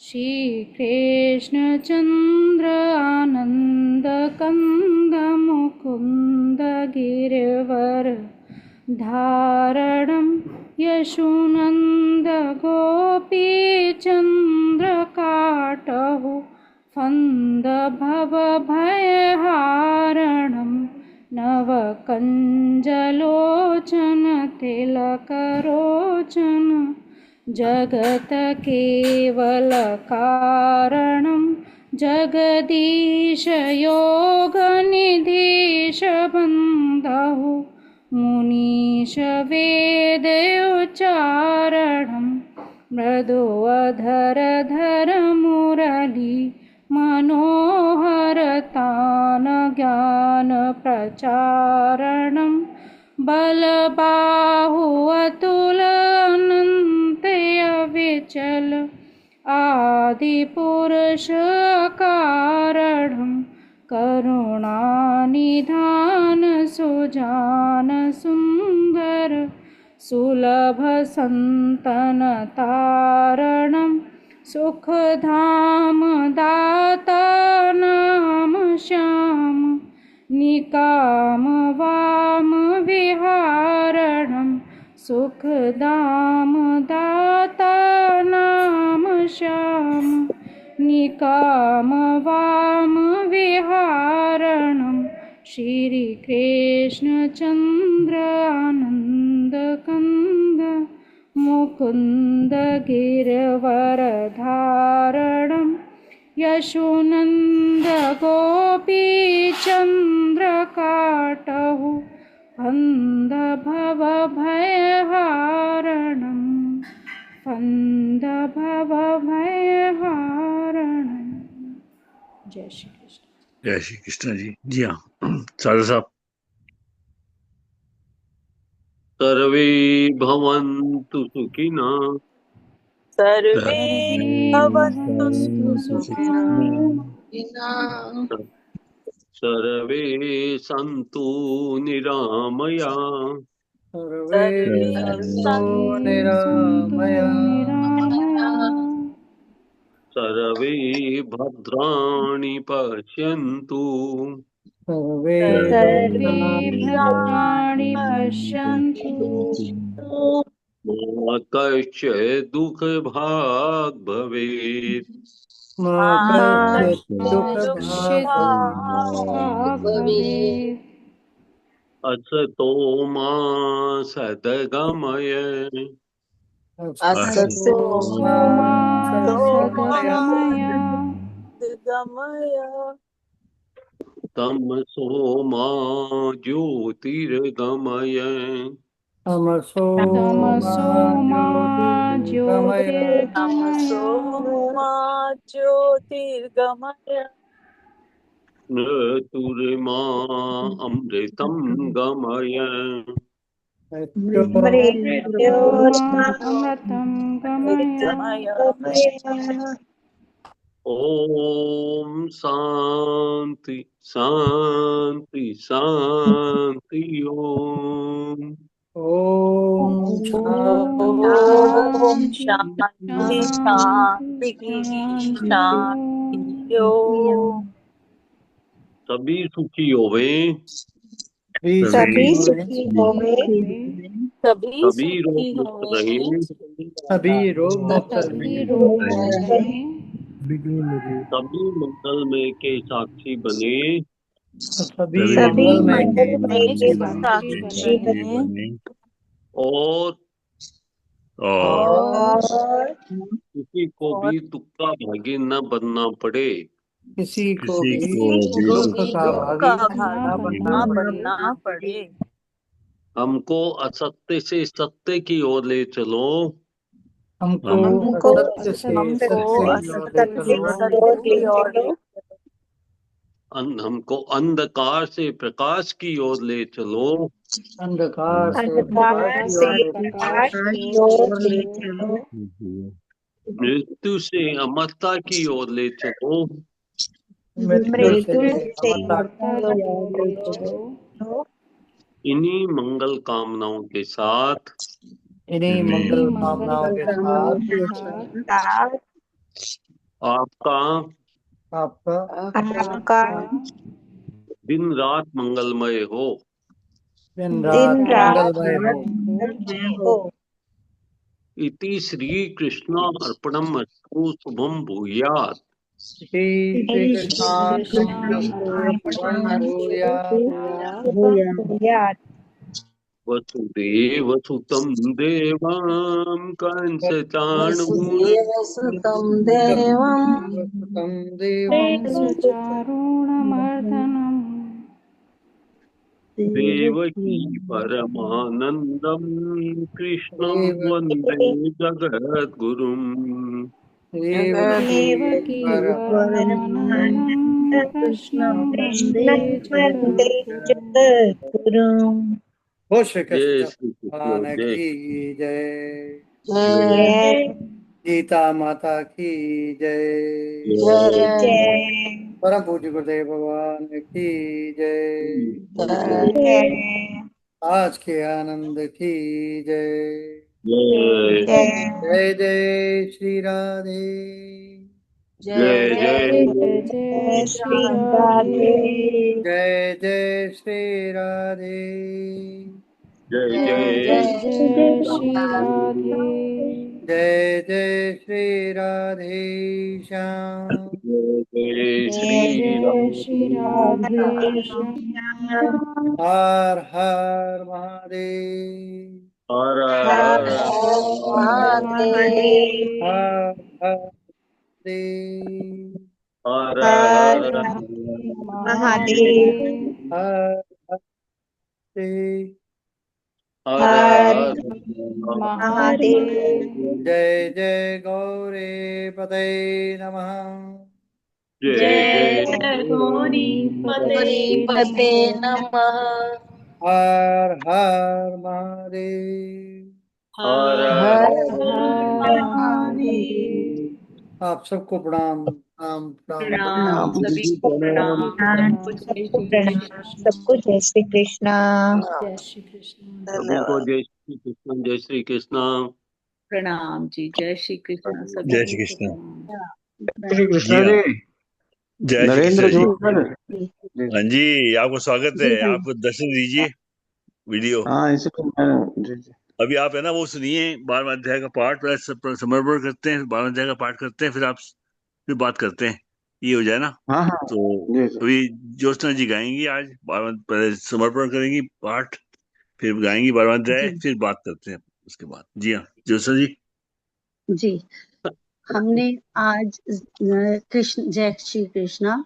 हमने आज जितना भी गीता का पाठ किया है और जो भी जाप किया है, उसका सारा जितना भी फल है, हम श्रीमती रानी भार्गव जी को समर्पित करते हैं और भगवान के चरणों में प्रार्थना करते हैं कि उनकी लंबी आयु हो और वो स्वस्थ होकर हमारे बीच में गीता का पाठ दोबारा करे और परमात्मा उनको तंदुरुस्ती बख्शे।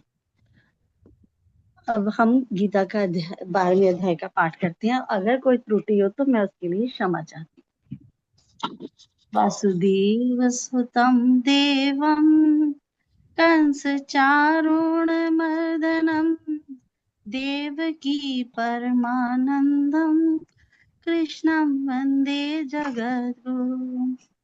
ओम श्री परमात्मने नमः। अथ भक्ति योग नाम द्वादशो अध्याय।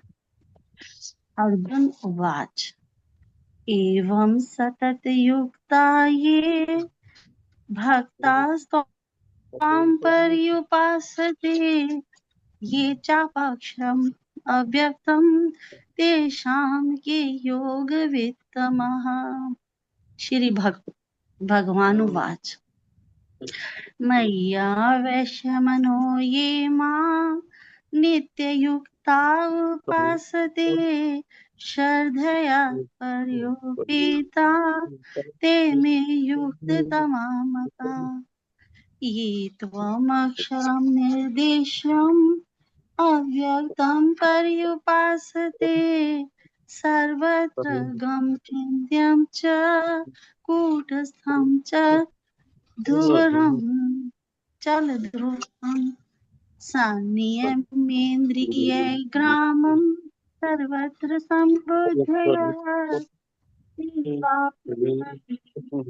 एव सर्वभूतहिते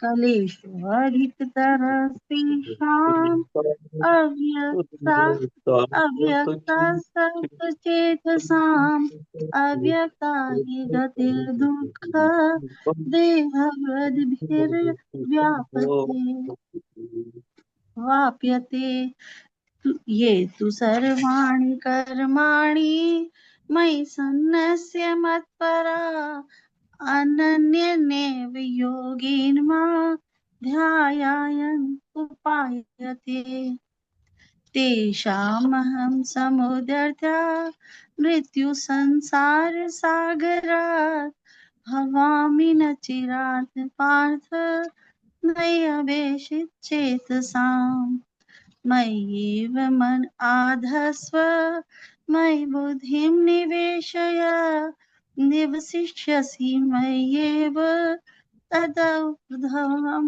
न संशय। अथ चित्तं समाधातुं न संकोषि मयि स्थिरम् अभ्यासयोगेन ततो मामिच्छाप्तु धनञ्जय।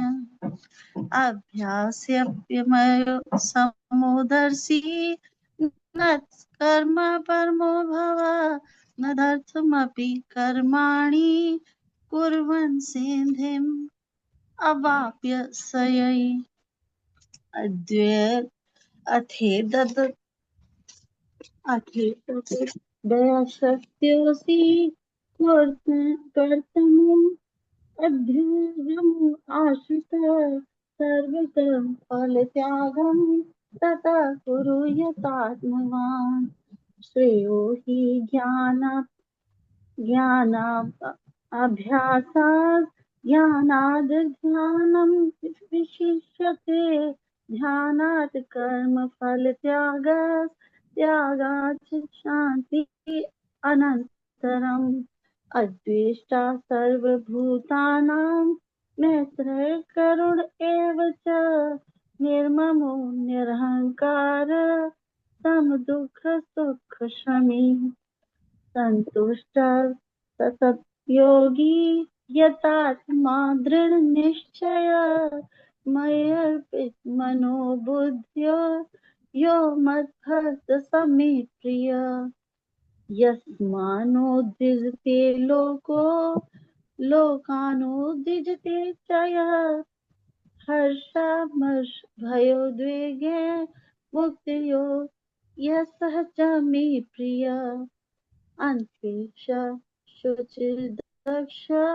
उदासीनो गतव्यथा सर्वारम्भ परित्यागी यो मद्भक्त समे प्रिय यो न हयति न द्वेष्टि न शोचति न कांक्षति शुभाशुभ परित्यागी भक्तिमान्यः समे प्रियः समः शत्रौ च मित्रे च तथा मानापमानयोः शीतोष्ण सुख दुःखेषु समः संग विवर्जितः तुल्य निंदा स्तुतिर्मौनी संतुष्टियो येन केनचित् अनिकेतः स्थिरमते भक्तिमान् मे प्रियो नरः ये तु धर्मामृतं हिन्दं यथोक्तं पर्युपासते श्रद्धदाना मत्परमा भक्तास्ते अतीव मे प्रिय। ओम तत्सत् इति श्रीमद्भगवत गीता उपनिषत्सु ब्रह्म विद्यायां योग शास्त्रे श्री कृष्ण अर्जुन संवादे भक्ति योगो नाम द्वादशे अध्याय। हरिओम तत्सत् हरिओम तत्सत् हरिओम तत्सत् इति श्री कृष्ण अर्पणमस्तु। शुभम भूयात्। वासुदेव सुतं देवं कंसचाणूरमर्दनं देवकी परमानंदं कृष्णं वंदे जगद्गुरु।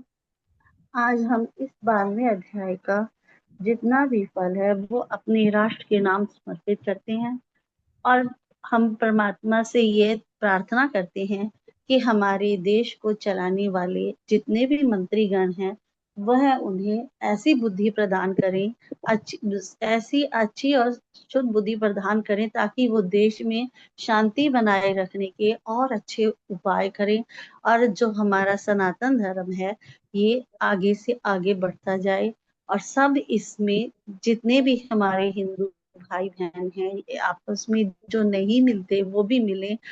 हमारे देश के सेवा जो सैनिक हैं उनके भी परमात्मा उनको इतनी अच्छी शक्ति दे ताकि वो सेना जी ताकि वो बॉर्डर पर रहकर हमारे देश की रक्षा का अच्छे से देश की रक्षा को कर सके। धन्यवाद। श्री कृष्ण। मुझे ज्यादा बोलना नहीं आता। श्री कृष्ण।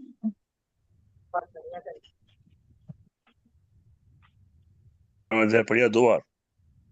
बहुत अच्छा। आप वर्षा की छत्र छाया में पढ़ते रहो रोज। जी बिल्कुल। जी हाँ जी हाँ जी हाँ जी। नरेंद्र जी, दत्त साहब जी हाँ जी भाई साहब बताइए।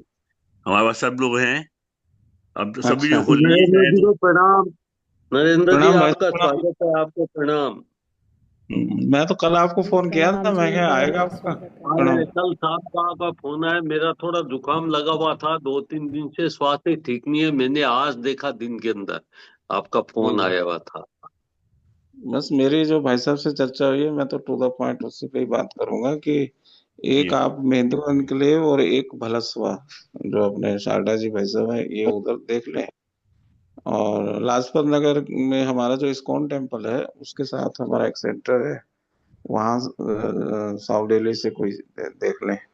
अभी मुझे लग रहा है इतना अभी हम कर लें। और जो सोनीपत वाला है ना, वहाँ मैं कल होके आया हूँ, तो एक्चुअली क्या है, एक थोड़ा दूर पड़ता है, वहां नहीं है लोकल में। कल में 2-3 जगह वहां मिला। असल में 106 वर्ष से वहां एक पाणिनि महाविद्यालय चल रहा है आर्य समाज का। उसका कल वार्षिकोत्सव भी था, मैं उसमें था। फिर वहाँ दो लोगों से मेरा मिलना भी हुआ, बाद में घर में भी जाना हुआ। तो जब आपका फोन आया था तो उस समय मैं बस में था, लेकिन वो बहुत ज्यादा शोर भी था और सीट ठीक से मिली नहीं थी, मैं परेशान ही बैठा था उस समय। तो जी मैंने थोड़ा 15-20 मिनट बाद देखा, तो इस वजह से वो कल तो मैं जुड़ नहीं पाया। लेकिन ये है कि हमारा नरेला में है, तो अगर नरेला वो मन से भी जा सके कोई सोनीपत से भी, तो वो नजदीक पड़ेगा मतलब। दूसरा फिर वो शायद ज्यादा दूर है। तो अभी इतना फोकस कर लें, तो जी हाँ फिर जी इसका हाँ कुछ और। हाँ। जी जी लाजपत लवली नगर वाला जी। तो मैं जा सकती हूँ वहाँ पे। हाँ, हाँ आप जी भाई साहब से या तो मेरा नंबर एक बार ले लेना। मैंने अभी एक जी घंटा पहले वहाँ के टीचर से उनसे बात करी थी, तो मैंने कहा भाई आज अगर कोई बात हो गई तो आपको मैं इन्फॉर्म कर दूंगा। सैटरडे का दिन वैसे मोटा मोटा हमने वहाँ एक विचार किया है, क्योंकि सैटरडे को हम एक्स्ट्रा करिकुलम एक्टिविटी कराते हैं, तो उसमें ये चीज जोड़ी जा सकती है। जी जी बाकी बीच में एक बार दिन जाके भी ठीक मिस रहेगा। करना। जी हाँ, वैसे भी भाई। और और आप वो भी बाकी बताइए, आपका जो कन्वेंशन आ रही है ना 1 अप्रैल से, एक हफ्ते की जो भी है, दो हाँ, तीन दिन की, उसके वो बारे में बताइए असल में सबको। क्या है कि अपना वो हर उसमें बड़े रहती है, जिसमें जो नए निर्णय होते हैं, कुछ नई टीम बनती है, पुराने लोग कुछ वो होते हैं, तो वो कुछ डिसीजन रहते हैं। अभी पट्टी कल्याणा में जो नागपुर के बाद सबसे बड़ा अगर स्थान, अब वहाँ काफी बड़ा है मतलब एरिया, तो पट्टी कल्याणा में एक मीटिंग अभी अगले 1-2 दिन में वो होगी। वहाँ जो डिसीजन होंगे वो फिर हर संगठन अपने अपने उस पे करेगा। तो कुछ लोग दिल्ली से जाएंगे, तो फिर वो दिल्ली में 22 मार्च को संडे के दिन एक दिन भर की बैठक रहेगी, तो वो कुछ जानकारी वहां आएंगी। और फिर अलग अलग संगठन वाइज भी करेंगे, मतलब जो 22 मार्च वाले उसमें तो कुछ सिलेक्टेड लोग बुलाएंगे, मैं भी रहूंगा। लेकिन बाद में जो रहेगी वो अपने अपने संगठन की अलग अलग रहेगी, मतलब विद्या भारती है या आपका विश्व हिंदू परिषद है, जो वहां पर अभी ये जो समालखा में जाएंगे वो संगठन करेंगे। तो उसी निमित्त दिल्ली में जो है अपनी भी बैठक है, वो स्थान बदलते रहते हैं। इससे पिछली जो थी माउंट आबू में हुई थी, तो अलग अलग जगह पर एरिया वाइज वो करते रहते हैं। इस बार दिल्ली का है, तो दिल्ली में जो है एक कार्यालय का उद्घाटन है, वो भी संयोग से जो है उसका एक वजह बनी है। तो उसमें सब अपना अपना जो भी डेवलपमेंट है वृत्त मतलब निवेदन करते हैं कि हमने अब तक कितना काम किया है, और आगे के जो टारगेट्स हैं वो क्या क्या हैं। उसमें शिक्षा में कोई नवाचार हुआ है तो शिक्षा का जो कोई क्षेत्र है, तो शिक्षा से जुड़ी हुई बातें ज्यादा। एनईपी है, उसकी इम्प्लीमेंटेशन का है। और जो शिक्षा से जुड़ी हुई विषय है, उसके अलग अलग आयाम है, मतलब जो बालिका शिक्षा है, जो कन्या शिक्षा है, वो उसके जो हेड्स आते हैं, वो नेशनल लेवल पे वो सारे अपना जो डाटा कलेक्शन रहता है, पिछले 6 महीने का, साल भर का जो रहता है, तो वो सारा उसमें अपना अपना वो प्रेजेंट करते हैं। फिर उस पे ओपन डिस्कशन भी रहती है, कुछ सजेशंस देते हैं, और कुछ आगे के निर्णय भी होते हैं। जो अभी पानीपत में बैठक होगी, तो उसमें जो कुछ आगे के विषय आएंगे, इस समाज के हर वर्ग तक जाना है। अभी मेरे ख्याल से आप लोग भी जहाँ रहते हैं, चाहे दिल्ली में, पंजाब में, हरियाणा में, पूरे भारत में, तो लगभग सब जगह हिंदू सम्मेलन हुए हैं। हम कहीं में गए होंगे, नहीं भी गए होंगे, लेकिन हमारे आसपास हुए होंगे। मैं कल सोनीपत में था, तो सोनीपत में भी कल हिंदू सम्मेलन था।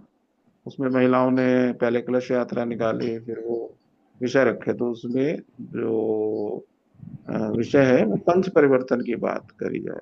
पंच परिवर्तन माने सबसे पहला जो है वो है कि हम पर्यावरण की सुरक्षा करें। फिर दूसरी चीज है कि हम अपने परिवार का जो है वो कुटुंब का प्रबोधन करें, अपने परिवार का प्रबोधन करें। और कुटुंब में थोड़ा सा इसको थोड़ा और विस्तृत लिया है। विस्तृत का मतलब जैसे हमारे घर में काम करने वाली है वो भी हमारे कुटुंब का पार्ट है, जिनके साथ हमारा व्यवहार रहता है वो भी है। कुटुंब माने बिल्कुल ब्लड रिलेशन वाला नहीं, और उसके साथ साथ जो जिनसे हमारा व्यवहार है वो भी एक कुटुंब बन जाता है। और गांव में ये प्रचलन ज्यादा था, धीरे धीरे गांव कल्चर से हम बाहर आ गए, तो इस वजह से वो जो माइक्रो फैमिली वाला कॉन्सेप्ट है, मतलब जो हमारा वृहद परिवार वाला था वो घटा है। तो ये कुटुंब की बात है, अपने कुटुंब अपने पूर्वजों के बारे में पता, लेकिन अपना सब नहीं भूलना। तो मतलब स्वदेशी की बात करना, भाषा है, भूषा है, भोजन है, अपने जो है उससे जुड़ा हुआ जो हमारा इतिहास है, हम क्या थे, क्या हो गए, कहाँ जा रहे हैं। तो वो अगर हम अपना मतलब सेल्फ ही भूल जाएंगे, स्वत्व भूल जाएंगे, तो वो कैसे हो। और उसके कई कारण हैं। तो एक कारण तो ये है कि भाई हम छुआछूत की बात आ गई थी कि ये मेरा गांव का कुआं है, ये स्वर्णियम का है, ये शमशान घाट अलग है, तो ये मंदिर हमारे अलग हैं, ये उच्च स्वर्ण जाति के हैं, निम्न। तो ये जो तीन चीजें थी, मतलब मंदिर, कुआं और शमशान, वो सब अलग अलग थे। उसको दूर करना है, समरस है, सामाजिक रूप से हम एक समान है, कोई छोटा नहीं बड़ा नहीं। और पांचवी चीज है कि अपना जो सिविक सेंस की बात करते हैं, नागरिक कर्तव्य, रोड पार करना है तो उसका एक वो है। अब राष्ट्रगान हो रहा है तो खड़ा होना चाहिए, या वंदे मातरम वो है, तो जो हमारे नागरिक कर्तव्य हैं उसका ठीक से पालन हो। खासतौर पे दीवारों पे है, गंदगी है, स्वच्छता है, तो छोटी छोटी चीजें जो है वो हम सीखें, फिर हमारे से बाकी लोग सीखें। और ये सबके सामूहिक दायित्व है, कोई एक व्यक्ति के करने का नहीं है। और जब तक अंदर से प्रेरणा नहीं आएगी, तो ऐसे पंच परिवर्तन से समाज में परिवर्तन, तो ये जो है विषय लेके चल रहे हैं। उसके लिए हर हर हर क्षेत्र में जाना है, तो क्योंकि पर्यावरण भी आज की बड़ी समस्या है। कल मैं जहाँ गया था तो वहाँ एक पूर्व सांसद और जो है मुंबई के मतलब एक्स पुलिस कमिश्नर रहे हैं डॉक्टर सत्यपाल जी, वो आए हुए थे। और विषय ये था कि आज के वातावरण में समाज की आर्य समाज की भूमिका, तो उन्होंने बहुत अच्छा बताया। पर्यावरण का प्रदूषण तो है, वायु प्रदूषण है, जल प्रदूषण है, ध्वनि प्रदूषण है, लेकिन वैचारिक प्रदूषण ज्यादा हो गया है। तो वैचारिक प्रदूषण संस्कारों के ह्रास के कारण वो सबसे बड़ा खतरनाक है। वो हमें देखना होगा। उसमें शायद सोशल मीडिया का भी मतलब रोल है, किस स्तर पे कितना हमने उसमें जाना है। मोबाइल है, अन्य अब तो और नई नई चीजें उसमें जुड़ गई। इसी समय तो मोबाइल, फेसबुक और यूट्यूब ही तक ही था, अब तो और उसमें और एआई आ रहा है। तो मुझे लग रहा है समस्याएं, चैलेंजेस आने वाले समय में बहुत ज्यादा हैं। वो जो विधर्मी ताकतें हैं, जो नेगेटिव अप्रोच वाले लोग हैं, क्योंकि जो पूरा ब्रह्मांड है वो उसमें से मेरे ख्याल से हम तो 5 कितने प्रतिशत के अंदर ही ये सारा जो है रचना है। बाकी सारा तो डार्क एनर्जी और डार्क मैटर है, मतलब काला है मामला सब। और जब काला होता है मतलब रात होती है तो निशाचर क्यों शब्द बोलते हैं, मतलब नेगेटिव शक्तियां ज्यादा हो सकती है, हावी हो सकती हैं। अंधेरे का मतलब ही यही है कि वो नकारात्मक भाव उसमें ज्यादा आ रहा है। तो मतलब रोशनी की बात है, तो तमसो माँ ज्योतिर्गम्य अमृतमः मृत्युर्गम्य, और ये जो हमारे हैं असदो माँ सदगम्य जो बोलते हैं। तो मतलब हमें ये इस भाव को लेके जाना है, जहाँ तमस है वहाँ ज्योति जगानी है। और ये पूरी दुनिया में हमने पहले भी दिखाया था, हम दोबारा दिखा सकते हैं। एक चीज मुझे लग रहा है जो मेरे लंबे चिंतन में मैंने समझी है, हालांकि वो मैं शायद व्यक्तिगत भाई साहब से करता, लेकिन अब यहाँ सभी सुधी लोग हैं, ये चीज हमें अच्छे से समझनी चाहिए कि जब महाभारत, क्योंकि गीता जी की बात कर रहे हैं इसलिए ये विषय प्रासंगिक भी है, रेलिवेंट है आज के समय के हिसाब से। वो ये है कि महाभारत का 18 दिन का जो युद्ध हुआ, उसमें 18 यानी सेना जो है वो एक तरह से वो पूरा विश्व युद्ध ही था। बहुत बड़ा मानव का ह्रास हुआ, जनधन की हानि हुई, तब जाके वो धर्म की स्थापना हुई, तो युधिष्ठिर जी राजा बने, पूरे भारत के जो है सम्राट बने। तो 36 वर्ष तक उन्होंने राज्य किया। भगवान श्री राम जी का आता है कि 10,000, तो वो युग दूसरा था, मतलब त्रेता था। अब हम बात कर रहे हैं द्वापर के बिल्कुल अंत समय की, कलयुग के स्टार्टिंग से थोड़ा पीछे। तो 36 वर्ष को मुझे लग रहा है हमें समझना पड़ेगा। उस 36 वर्ष में उन्होंने पूरे भारत के अंदर, ये सबसे इंपॉर्टेंट जो बात है, अपना जो एक नेटवर्किंग कह लीजिए, मतलब भारत माने अखंड भारत। अखंड भारत को थोड़ा यूं समझेंगे कि महाभारत से लेकर अब तक जो है अलग अलग पुस्तकें पढ़ी हैं, तो 24 बार भारत के खंड हुए हैं, और पिछले 200, 250, 300 वर्षों के अंदर 7 बार वैसे हुए हैं। तो आप दुनिया के अलग अलग देशों में देखें, अब जैसे आपका नेपाल है, वहां पशुपतिनाथ जी है, मतलब शिवलिंग है। उज्बेकिस्तान, कजाकिस्तान, वहां पर भी शिवलिंग मिल जाते हैं। तो जहां जहां शिवलिंग की स्थापना हुई, मतलब अपने भारत में जो बड़ा भारत था, बृहद भारत था, जो अखंड भारत था, उसमें 64 ज्योतिर्लिंग थे। फिर वो घटते घटते 48 हुए, फिर 36 हुए, फिर वो 28 हुए, फिर 22 हुए, 18 हुए, आज जो भारत है उसमें 12 है। कहने का मतलब दुनिया के अलग अलग कोने में ये जो शिवलिंग है, ये असल में भारत का विस्तार वहां तक था। उपगण स्थान अफगानिस्तान, गांधारी की बात हम सब जानते हैं। आर्यान, जिस ईरान की बात कर रहे हैं, वो ईरान जो है आर्या भूमि थी। तो ये अपना भारत इतना बड़ा था और वो घट गया। लेकिन महाभारत के युद्ध के बाद 36 वर्ष में पांडवों ने पूरे भारत में एक ऐसी रचना खड़ी कर दी कि हम अगले 3,000 वर्ष तक भारत में पूरी दुनिया का सिरमौर हम रहे। उसके 1,000 वर्ष बाद भी हम वो रहे, और अगले 1,000 वर्ष, मतलब आज के टाइम तक, पिछले 1,000 वर्षों से, मैंने 1191 से जो तराइन की लड़ाई हुई, मोहम्मद गोरी के आक्रमण से लेके, मतलब मोहम्मद गजनवी तो 1025 में आए, सोमनाथ पे अटैक किया, लेकिन 1191 और 92 को मैं मानता हूँ, और 15 अगस्त 1947 तक आप मान लीजिए कि जब देश हमारा आजाद हुआ। अब वो कितना आजाद हुआ, वो क्या हुआ, वो विषय नहीं है, लेकिन जो है हम आजाद हो गए। तो इस समय के बीच में हमने संघर्ष किया, और उस संघर्ष में आक्रांता जो खासतौर पे मोहम्मदन जो आए और जो ये क्रिश्चियन आए, मुझे लग रहा है सबसे ज्यादा खतरनाक काम किया क्रिश्चियंस ने।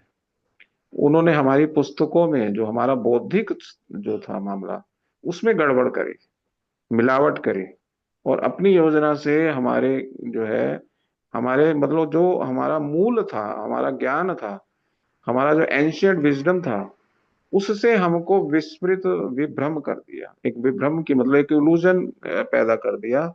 और वो जो है मैकाले की शिक्षा नीति भी उसमें बहुत बड़ा रोल था। हमारे ग्रंथों में बड़ी भारी जो है वो रिसर्च का विषय है, मिलावट करी, इतिहास में भी विद्रूपण किया।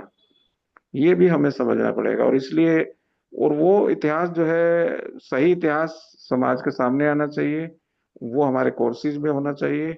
अब 4 बास 24 गज अंगुल अष्ट प्रमाणता ऊपर सुल्तान है, मत चूको चौहान, ये जो घटना है, वो लोग तो ये कहते हैं कि भाई वो पृथ्वीराज चौहान को उसने वही मार दिया, लेकिन ये जो घटना है इस पे फिल्म भी बनी है, और ये जो आख्यानों में बोलते हैं, लोक गाथाओं में है, किंवदंतियों में है, हमारे कवियों की वाणी में है।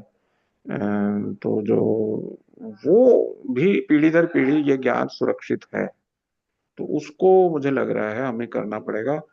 कम से कम जो 2014 में अब सरकार आई, अब यह है कि हमारे पक्ष में है, वैचारिक है, ये सरकार कम से कम, आप समझे 2014 में 36 वर्ष अगर हम नॉन स्टॉप ये चलेगी, तो 2047 में जो 100 वर्ष की बात करें, लेकिन उससे भी 3 वर्ष आगे जाके, मतलब 2014 में अगर 36 जुड़ेंगे तो 2050 तक नॉन स्टॉप अगर ये सब हो और फिर हर क्षेत्र में हम काम करें, तो मुझे लग रहा है अगले 1000-2000 वर्षों के लिए हम निश्चित हो सकते हैं, क्योंकि महाभारत का उदाहरण हमारे सामने है। अब उसके लिए क्या करणीय कार्य हैं वो हमें समझना पड़ेगा, वो हमें करना पड़ेगा। और हम सब पुनर्जन्म में विश्वास रखते हैं, इसलिए पूर्व जन्म का संचित ज्ञान हमें अगले जन्म में लेके जाना है, इसी जन्म में करना है। ये विचार का विषय है, ये चर्चा का विषय है। और जो समस्याएं हैं वो हमारे सामने हैं, उसकी चर्चा करने का कोई वो नहीं है। समस्याएं किस हद तक जा चुकी हैं वो हमें पता है। विश्व के अंदर क्लैशेज हैं, और जिसको बोलते हैं मानव जाति पूरी खतरे में दिख रही है, और रास्ता केवल अपने पास ही है। भारत ही उस रास्ते को दिखा सकता है। भारत ने पहले भी इस कार्य को किया है। अब इसके अंदर 2000 साल पहले चाणक्य, महाभारत में विदुर, विदुर नीति, चाणक्य नीति। अगर हम फिर थोड़ा आगे जाएं तो शिवाजी महाराज। अब हमारे यहाँ संत परंपरा, अखाड़ा परंपरा, समर्थ गुरु रामदास जी ने, तुलसीदास जी ने भी जो है अखाड़ा रचना करी, और रामचरितमानस का घर घर उसकी रामलीला मंचन का कार्यक्रम समाज में। तिलक जी ने जो गणेश जी का किया समाज में जोड़ने का, उसको समरस करने का, ये बहुत पॉजिटिव प्रयास है। और सबसे जो है पिछले 100 वर्षों में अगर कोई महान व्यक्तित्व हुआ तो वो है सुभाष चंद्र बोस, विनायक दामोदर सावरकर। ये जो लोग हैं इन्होंने, महापुरुष हैं, समय से आगे सोच के इन्होंने काम किया। किस तरह से अंग्रेजों की आंख में धूल झोंक के कितने कठिन रास्तों से होते हुए हिटलर से मिले, और फिर आईएनए जो है इंडियन नेशनल आर्मी बनाई, और भारत के जो है उसको मुक्ति भी दिलाई, मतलब अपना जो अंडमान है। अगर सब परिस्थितियां अनुकूल होती तो वो जिसको बोलते हैं भारत को आजाद करने के लिए बहुत बड़ा उनका योगदान हम कह सकते हैं। तो ऐसा ही व्यक्तित्व तो अभी हमें चाहिए होगा। उनके कामों को समझना पड़ेगा, ऐसे व्यक्तित्व को ढूंढना पड़ेगा, उनकी नीतियों को समझना पड़ेगा। शतरंज की जो चाल है उसके अंदर हमें कितने घर आगे जाके सोचना पड़ेगा, वही ग्रैंड मास्टर बनता है। हम 1 या 2 घर की चाल तो सोच लेते हैं, लेकिन दुश्मन तो जो है वो उसका नेटवर्किंग ज्यादा है। इसलिए भगवान श्री कृष्ण जो है वो 16 कला संपूर्ण है। भगवान श्री राम 12 कला थी, नाच गान छल कपट, ये 4 चीजें श्री राम जी में नहीं मिलेंगी आपको, जी श्री कृष्ण जी में जगह जगह मिलेंगी। तो हमें जो है संदर्भों को समझना पड़ेगा। विषय मैंने रख दिया है, ये तो जितना बोले उतना कम है, क्योंकि मुझे जी विषय को एक खास मतलब तरफ लेके आना था, तो मैं उस तरफ ही लाने का मैंने प्रयास किया। जी, बाकी चर्चा हम कर सकते हैं ओपन हाउस है। अपना कोई सुझाव है, समस्या का निदान कैसे हो सकता है, वो हमें समझना पड़ेगा। तो हमारे जुड़ने का जो हिसाब होगा वो गीता के पढ़ाने के शुरू होगा। यहाँ पर चंडीगढ़ से भी हैं सोनिया जी, और दिल्ली हाँ से वो भी बात हैं। वो धीरे कर धीरे सकते हैं सब शुरू। जगह नेटवर्क जाएंगे। पहले एक बार आप शुरू कर लीजिए, जहां जहां हम जी हाँ, सहज रूप से कर सकते, स्टार्टिंग कर दीजिए। और जी हाँ, इसलिए जो है मैंने बात कर ली है, मैं भाई साहब से, शारदा जी से अभी थोड़ी देर बाद भी बात कर लूंगा कि जी कैसे कैसे वो है। और बहन जी लता जी मुझे नंबर भेज देंगी, तो लता आप जी। मेरा नंबर, हाँ तो वो मुझे बात जी कर लेंगे, मैं हाँ उनको सर। हाँ जी जी कोऑर्डिनेट हाँ, कर लेंगे। लता जी और ठीक है ना? बाकी जो लोग भी जी प्रणाम। पार्टिसिपेट हैं। जी ये हाँ, जो प्रणाम। जी भाई। बलसवा वाला आपने बताया, बलसवा में वो जो स्कूल है वही है ना अपनी? हाँ, स्कूल के 1 किलोमीटर के अंदर ही ना हमारे वहाँ 2 सेंटर हैं, क्योंकि वो जो एरिया है ना वो सेंसिटिव एरिया है बड़ा, वहाँ काम नहीं, चाहिए। बलसवा, बलसवा की जो स्कूल है उसमें तो मैं हाँ अनेक बार गया हूँ। हाँ, बस पहले वो वहां पर जो विद्यालय प्रिंसिपल, हाँ वो पहले वहां पर यहीं जो से प्रिंसिपल थी वो अभी महेंद्र बदल गई है वहां पर। नहीं, वो महेंद्र एंड ग्रे वाली ही प्रधानाचार्य वहां गई थी, अब वो रिटायर होने वाली है जुलाई में। हाँ वो अभी हाँ वो मीराबाग से एक टीचर गई है, वो जो है उनके रिटायर होने के बाद वही चार्ज लेगी, वो अपॉइंटमेंट इसी तरह हाँ, तो से हुई है। बलसवा पब्लिक स्कूल में तो मेरा संपर्क पहले तो था, मैं कम से कम भी तो 5-7 बार गया हुआ हूँ। बस बस और बस वहाँ बढ़िया है। पे सब कुछ अच्छा है, लेकिन ये वो नरेला वाला आप ना जो भी हैं, उनको नरेला का बलसवा में भी अभी दोनों जगह प्रधानाध्यापक कौन है और हमको किन से कांटेक्ट करना है, उनका थोड़ा कांटेक्ट ऐसा है नंबर कि वगैरह भेज हमारे दीजिए। हमारे जो वहाँ पर जो हमारे टीचर है, हमने योजना ये रखी है, जो छोटे बच्चे हैं ना, हमारे पास बच्चे आते हैं 2 घंटे के लिए, सैटरडे की जो क्लास है उसमें हम उन बच्चों को वहाँ बुलाएंगे, और फिर बच्चों के माध्यम से उनकी फैमिली तक जाना चाहिए। वो नीडी बच्चे हैं, हमारी वहाँ फ्री ऑफ कॉस्ट क्लास चलती है, और वो जो दीदी अच्छा, है उसको नरेंद्र बता जी, दिया जाए। आपको एक बात बताऊं, मैं आपको सुनकर के आश्चर्य होगा, वैसे आपको पता भी होगा, भलसवा स्कूल के अंदर, क्योंकि जो कि झुकी झोपड़ी जो बगल में लगी हुई है, वहां पर हाँ वो मोमडन्स काफी है। तो वहां पर जो बच्चे हैं ना, वो 15 से 20% मोमडन्स भी हैं, लेकिन वो गायत्री मंत्र वगैरह सब बोलते हैं उस स्कूल के हाँ, अंदर। नहीं वो तो काफी बड़ी संख्या में है, बच्चे वहाँ के प्राइज भी लेके आए हैं, हाँ, लेकिन उसी के आगे ना 15-20 स्वरूप परसेंट विहार तो है। है मोमडन्स। हाँ।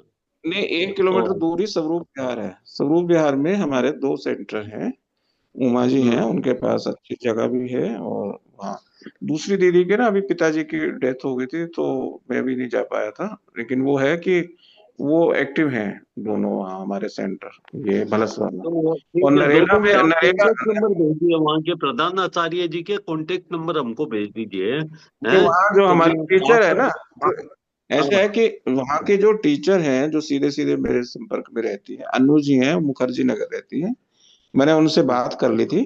अनु जी से मैं बात कर लूंगा, वो आगे कोऑर्डिनेट कर लेंगी, फिर उनका नंबर मैं आपको दे दूंगा। ठीक है, और धन्यवाद एक तो धन्यवाद। ऐसे ऐसे ऐसे ही हमारे यहाँ लाजपत नगर में समृति जी हैं, उनसे मेरी अभी थोड़ी देर पहले बात हो गई, और वो फिर कोऑर्डिनेट कर लेंगी वहां से। और नरेला में जो है वो दीपा जी भी हैं, और वहाँ एक हमारी सोनिया जी हैं, टीचर हैं। दीपा जी अभी बलसवा से ही वहाँ एज ए प्रिंसिपल गई हैं, वो रोहनी से हाँ, अप डाउन करती, तो अच्छा, वो पहले यहाँ लंबा समय रही, और वहां पर जो है सोनिया जी से मैं कह दूंगा, तो वो सोनिया जी जो है वो कोऑर्डिनेट कर लेंगे। अभी इतना ही कर ठीक लेते हैं, फिर थोड़ा सा आउटपुट है। और उसका है, वो फिर चर्चा कर लेंगे आगे। तो तो आपने कहा आप शनिवार का दिन उपयुक्त रहेगा उनके लिए। मेरे को इसलिए रहता है कि हमने शनिवार का दिन ना बाल सभा और इस तरह से उसमें करते हैं गतिविधि एक्स्ट्रा करिकुलम, तो मैंने उन्हें हाँ, कहा था कि क्योंकि अभी तो एग्जाम वगैरह सब जगह चल रहे हैं, कुछ के खत्म होने वाले हैं, वो सब वो डेट और वो टाइम थोड़ा शुरू में हो सकता है कोऑर्डिनेट कर लेंगे ना, कहीं शनिवार हो जाएगी शुरू में, या कहीं हो सकता है शुक्रवार हो, क्योंकि अगर शनिवार एग्जाम है तो फिर वो टाइम भी थोड़ा सा ऊपर नीचे योजना से हो सकता है, कोई इतना बड़ा विषय नहीं है वो। ठीक है ना, और ठीक जो लोग वहां को संपर्क करेंगे ना, वो आप दिल्ली में बात कर लेना, मतलब आपके पास नंबर आ जाए, फिर वो मुझे भेज देंगे कि ये सज्जन वहां जाने वाले हैं या भेजी जाएंगे, तो मेरे भी ध्यान में रहेगा। अब अगर नरेला में भी आप जाएंगे या कोई और जाएंगे तो मुझे बता देंगे, तो मैं नरेला में भी बात तो मैं कर लूंगा ना। ठीक है, ठीक। ठीक है ना, आज मेरी सबसे बात हुई है सुबह से, इसीलिए मैं जो है आपको मैंने कहा, वैसे कल भी बात हो जाती तो मैं कल भी कर चुका था, तो कोऑर्डिनेट ही करता। तो ठीक नरेला है, एक बार रोहनी हम से शुरू कितना दूर है? करते रोहनी से हैं जी। कितना दूर है नरेला? नरेला रोहनी से कितना दूर है? है वहां से मेरे ख्याल से नहीं नहीं, पंद्रह काफी नरेला बीस रोहनी किलोमीटर अलग रहता हाँ जी 20-20 हाँ। किलोमीटर तो कम है। ओके। है। मेरे ये को जो सोनीपत से नरेला की आप बोले ना, नहीं, वो विराट हिंदू सोनी सम्मेलन हमारे यहाँ पर 2 हुए थे मॉडल हाँ, टाउन के अंदर, और जी जी दोनों में मैं गया, और हाँ, बहुत मैंने कहा अच्छे ना कहीं ना सम्मेलन कहीं हम हुए। लोग कल सोनीपत में भी था, और कल दोनों एक में सौ बहुत अच्छे हुए। और सबसे बड़ी बात जो एक विराट हिंदू सम्मेलन में मैंने देखी, वहां पर जैन गुरु सर 28 किलोमीटर पैदल चल करके उस विराट सम्मेलन में आकर के अटेंड किया। गुरुद्वारा के जो छोटे छोटे बच्चे थे, उन्होंने जाकर के वहां गुरुवाणी की। तो मतलब सारे धर्म के लोग, जो हिंदू धर्म के इसके लोग हैं, वो सारे के सारे विराट हिंदू सम्मेलन में चढ़े और अपने जो संघ के कार्यकर्ता आए थे, उन्होंने पंच परिवर्तन के ऊपर इतना बढ़िया 40 से 45 मिनट का स्पीच दिया। बहुत सुंदर स्पीच दिया, बहुत अच्छा लगा। दोनों ही जगह जी गया जी। था मैं। हाँ। नहीं नहीं, ठीक है। अपना एक शुरुआत करते हैं, फिर इसमें संपर्क करते रहेंगे, और जो भी अनुभव आएंगे चर्चा करेंगे। हाँ, बहुत और अच्छा है। किसी को कुछ पूछना है? लता जी, आपको कुछ पूछना है, या दिनेश जी, जरा डिस्कस कर लीजिए। जय श्री कृष्ण। या नरेंद्र भाई साहब, हम आपको है ना, आपको ऐड कर देते हैं इस ग्रुप में। तो इसमें क्या है कि आपको सबके फोन नंबर मिल जाएंगे, अच्छा, ओके। तो उनको भी मिल जाएंगे। और किसी को फोन करना है हमारे ग्रुप में से आपको, वो भी कर सकते हैं। हाँ, मेरा बस इतना ही आग्रह रहता है कि क्योंकि कई बार मेरे घर वाले भी नाराज रहते हैं, मैं फोन नहीं उठा पाता, मतलब मीटिंग में अगर होता हूँ तो मोस्ट प्रोबेबली फिर मैं पॉइंट फोकस अपने काम पे ज्यादा करता हूँ। तो मैसेज अगर मुझे कर देंगे, फोन तो मैं कर ही लेता हूँ, कॉल बैक करने की मेरा अभ्यास है, क्योंकि फोन आते जाते जी बहुत रहते हैं। तो बस वो मैसेज कर देंगे, अगर वो कॉल उठा भी लेता हूँ, ऐसा नहीं है। और जो जी नंबर फिर फीड करता जाता हूँ, बात रूटीन में होती है तो उनके रेगुलर संपर्क में रहता हूँ। और जी कई बार सिग्नल की समस्या होती है तो व्हाट्सएप कॉल ज्यादा होती है, इस वजह से बस इतना रहता है, क्योंकि व्यस्तता रहती है सबसे, तो चर्चा रहती है, कोई वैसे सहजता रहती है, कोई दिक्कत नहीं। और टाइम का भी जी। कोई ऐसा बड़ा लिमिट नहीं है, तो बात कर सकते हैं हम। ये है कि मीटिंग या वो अब- उस समय कुछ और व्यस्तता ना हो। अभी लता जी यही हैं, वो बात कर सकती है मेरे ख्याल से, लाजपत नगर वाले हाँ, उसके लिए। लता आप जी। बहन जी जी जी। रहते हैं, आप गौतम नगर कहाँ बता रही थी रहती हैं दिल्ली में? नहीं नहीं, मैं इधर साउथ। South x. जी। अच्छा, साउथ एक्स है ना। South x. हाँ तो हाँ ठीक जी है, हाँ मैं जी, मेरे साउथ पास एक्स है खुद ही वहां रहा से। हूँ। हाँ, वो मैंने जी। इसीलिए उनसे चर्चा की थी। इस्कॉन टेम्पल है ना जी, अच्छा, आपने लाजपत देखा नगर में। होगा। हाँ, पीछे जी हमारा जी। वो इस्कॉन टेम्पल के सामने ही वहाँ एक बस्ती विकास केंद्र जो है, अपने को जगह मिली है। वहाँ पर हमारे जी। हैं, वो माँ बेटी दोनों पढ़ाती हैं। तो वो बच्चे भी ठीक अच्छा। संख्या में मिल जाएंगे। मैं उनसे, हाँ, एक बार आप जाएंगे, विजिट करेंगे, देखेंगे, तो फिर वो ठीक है। कोऑर्डिनेट कर लेंगे, है ना। फिर नंबर जी भी जी। आदान प्रदान हो जी जाएंगे, वो बात। जी जी। ठीक। और ग्रुप में तो जुड़ जाएंगे तो मेरे मैं। पास, हाँ, आप मुझे एक बार अलग से बात कर लेंगे, ताकि नंबर आपका आ जी जाएगा ना जी। मेरे पास। फिर मैं उनको आपका जी नंबर भी दे दूंगा, आप मेरा नाम लेके बात कर लेना। जी। जी आप अपना ब्रीफ सा अगर कोई परिचय भी हो तो वो भी मुझे दे देना, वो भी मैं उन्हें बता दूंगा, ताकि वो आगे बता सकें अपने स्कूल में भी जिक्र कर। जी। ठीक है ना। जी। बहुत बहुत। जी वैसा, और यहाँ कौन जाएंगे अगर नरेला में कौन जा सकते हैं? मेरा कहाँ से या अभी नजदीक है? गुड़गांव से नजदीक है। नहीं नहीं, सोनीपत से। अच्छा, सोनीपत। अच्छा, वो है लवलीन जी हमारी। हाँ कहाँ है हाँ, लवलीन जी? वो लवलीन जी, आप अनम्यूट जी कीजिए सर। प्लीज। जी हाँ। जय श्री कृष्णा, प्रणाम जय सर श्री जी। कृष्ण, प्रणाम जी। ये आए हुए हैं जी नरेंद्र सर। भाई साहब। हाँ जी, मैं सुन रही हूँ सर जी, इनको सुन रही हूँ। दरअसल कल थोड़ा व्यस्त था प्रणाम मेरा, नहीं तो प्रणाम जी। मैं कल आपसे, आप सोनीपत में किस जगह रहते हैं जी? जी। सर, मॉडल टाउन में। अच्छा अच्छा अच्छा। तो मैं तो सेक्टर 10 में गया था कल। अच्छा एक अच्छा। तो है लवलीन जी हैं, और हाँ जी बताइए लवलीन जी, आप बताइए। अ, नरेला में हमारा विद्यालय है, और वहाँ अगर जो है, मुझे लग रहा है रोहिणी से भी ज्यादा नजदीक सोनीपत से नरेला पड़ता है, जो मुझे ध्यान आ रहा है। जो बहालगढ़ है ना, वहां से तो मेरे ख्याल से 10 किलोमीटर ही, 8-10 किलोमीटर ही पड़ता है।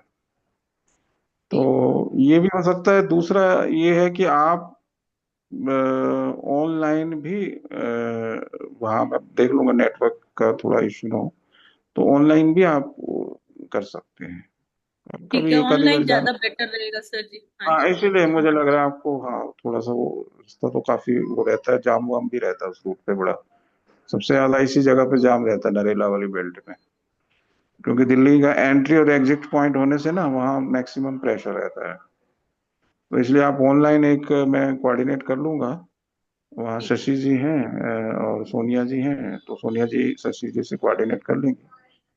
और सैटरडे के दिन आप उनसे ठीक। क्लास बना लिए पहले एक बार ऑनलाइन, उनसे उस दिन वो हमारी टीचर भी रहेगी और दोनों रहेंगे, कर लेंगे। फिर वो अनुभव अपने आप मुझे रिपोर्ट आ जाएगी कि फोन ठीक है आया सर था जी। जो। ठीक ऐसा कर। ठीक और भलसवा में भाई साहब जाएंगे? बरसवा के अंदर बरसा दीदी है क्या लाइन पर? जी हाँ जी हूँ अच्छा। जी बिल्कुल। जी जी हाँ, संभालिए आप। आप बरसवा संभालिए।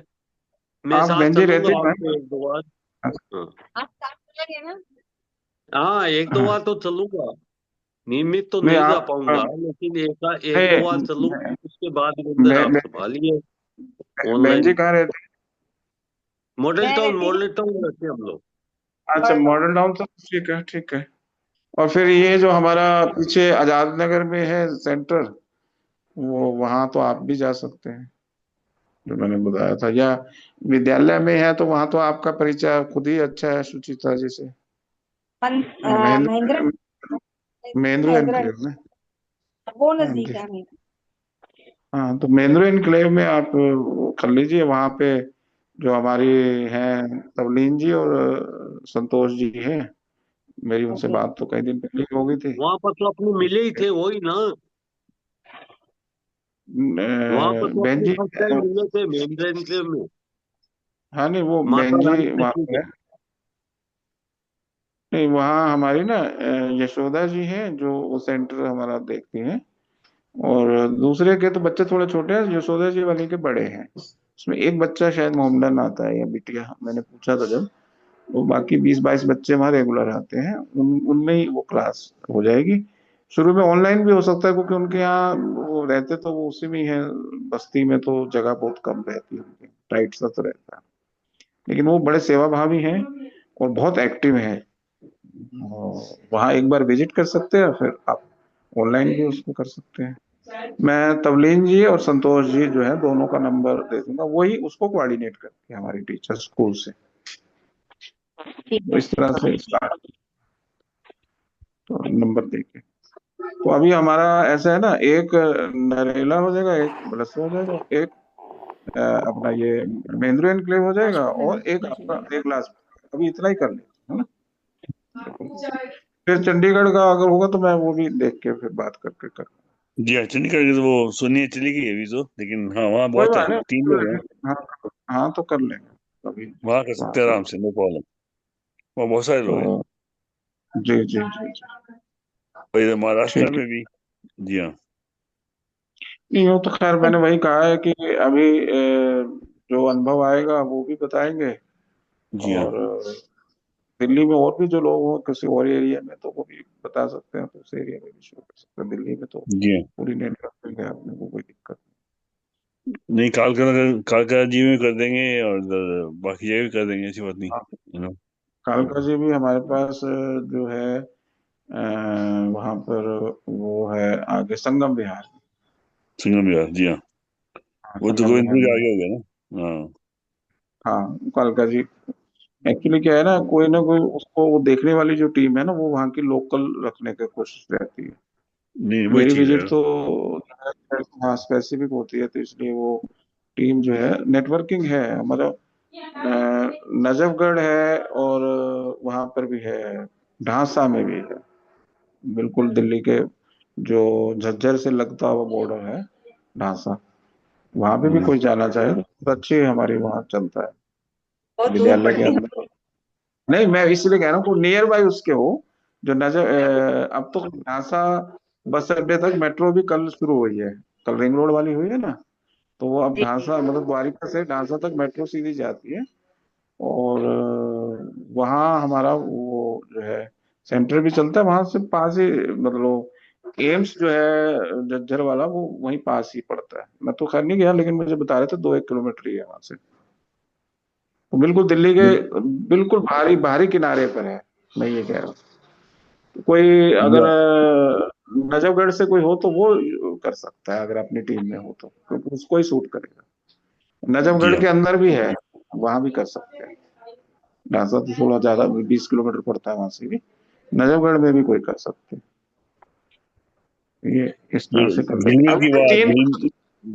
हम्म, यार बताया जी, जो झिलमिल की बात बताई थी, जो झिलमिल और आसपास की जगह है, जो क्या वहाँ कहते अभी हैं। क्या है, जो मंदिरों में जब संपर्क करेंगे तो वही है। यहाँ देखिए, मंदिर तो दिल्ली में अब एग्जैक्ट फिगर तो मैं नहीं, लेकिन दिल्ली में हर बड़े शहर में हजारों की संख्या में मंदिर हैं, बहुत सारी धार्मिक संस्थाएं हैं, रामलीलाएं हैं, वो है, सबका काम यही है, कोई ना कोई वो चलाते हैं। तो उन्हें भी शुरू करेंगे, फिर बाकी आप बैठेंगे तो कुछ चर्चा फेस टू फेस करेंगे या अलग से कर लेंगे, जैसी जैसी देखिए समस्या है उसी तरह से सॉल्यूशन की बात करनी है। जी तो ये है, हमको एक माध्यम जो है श्री गीता जी को लेके चलना है, बिल्कुल अच्छा है। ये बहुत परफेक्ट है। नहीं, आप सब से लोग बड़ा अनुभवी हैं, सेवा भावी हैं आप, इसमें एक रस भी आता है, मतलब सुनने में भी बहुत अच्छा लगता है, और उनका बच्चों का जब प्रोनाउंसिएशन जब इसी उस पे होगा पैटर्न पे तो बहुत अच्छा लगेगा, फिर उनकी जो है प्रस्तुति है कुछ है बहुत अच्छा है, उससे उनका मन भी शांत होगा, ये मेडिटेशन का अरे भी काम करेगा। मन की बात छोड़ो, जब वर्षा जी गाएंगी भगवत गीता तो वो पक्षी भी आ जाएंगे सुनने इनको। हाँ, इसलिए आसपास का जो माहौल है वो हाँ, पॉजिटिव, यही बहुत चाहिए हमें। प्यार से, भक्ति भाव से। वहां तो वैसे भी इस्कॉन का मंदिर है, इतना बड़ा मंदिर जी इस्कॉन टेम्पल, तो वहाँ जी हाँ, प्रभुपाद जी तो ये है, ऐसे ही बहुत बाकी सब अच्छा। लोग हैं, अपनी क्या कहते हैं, लता जी वगैरह बहुत बढ़िया सब गाते अब हैं, बहुत आप बढ़िया। ग्रुप में आप जोड़ देंगे ना तो वो नंबर आ जाएंगे, फिर जिसका होगा तो मैं हाँ, खुद भी बात करके आपको मैसेज कर दूंगा कि मैंने वहां बात कर ली और ये शुरू कर दिया आपने, जी हाँ, आपको नहीं तो हम सीधा संदेश है। हाँ हम भी जुड़ेंगे अच्छी तरह, ऐसी बात नहीं लता जी। मैं अभी आपका नंबर डाल देता हूँ इसमें ग्रुप में, तो सबके पास हाँ आपका सबका नंबर की एक्सेस हो जाएगी आपको, और मैं आपका हाँ। नंबर और भेजूंगा लता जी का आप इसमें भेज देना। इसमें ना जो अगर कोई अचानक मुझे एकदम रिकॉग्नाइज तो गीता धाम अपना है ना नाम, जी हाँ, लास्ट में वो ये मैसेज कर देंगे ना, ये फ्रॉम गीता, गीता हाँ, तो धाम। ये तो गीता ये तो गीता वो है ना, हमारी क्लास से अलग है, गीता नहीं शक्ति क्लास तो पाठ है, का अलग है। अगर कोई मुझे मैसेज या फोन करे, कई बार क्या होता है ना, मुझे भी तो हम्म, रिकॉग्नाइज करने में हजारों लोगों का संपर्क रहता है, तो पिन पॉइंट गीता वाले भी बहुत अच्छे हैं। हाँ, जी तो उसको कुछ एक रेफरेंस रेफरेंस बनाना पड़ता है, नहीं तो दिमाग में घूमता रहता है कौन से वाले, या फिर शारदा जी भाई साहब का कोई भी नाम लेंगे ना तो शारदा जी बड़े लिस्ट मतलब वो है, कम नाम से परिचित है, तो वो फिर मेरे ध्यान में आ जाएगा मॉडल टाउन से, तो इतना ही जी बता देंगे। कोई नहीं, एक दो ठीक बार है बात करेंगे, मैं नंबर सब धीरे धीरे अपने हिसाब से फीड कर लूंगा। चलिए, जी हाँ, बहुत अच्छा लगा जी सबसे। बहुत जी हाँ, सबको पता लग गया ना आज बहुत बहुत आपसे धन्यवाद। मिलके, सबको एहसास हो गया। बहुत धन्यवाद। बहुत बहुत नमस्ते जी, धन्यवाद नमस्ते। आपका। धन्यवाद धन्यवाद। सर जी। प्रणाम। बहुत बहुत धन्यवाद। प्रणाम। जय श्री कृष्णा। राम, प्रणाम। प्रणाम। जय श्री कृष्ण। प्रणाम। जय प्रणाम। जय श्री प्रणाम, कृष्णा, सभी को प्रणाम। जय सबको श्री प्रणाम। कृष्ण। जय श्री कृष्ण। जय श्री कृष्ण। प्रणाम, सबको प्रणाम।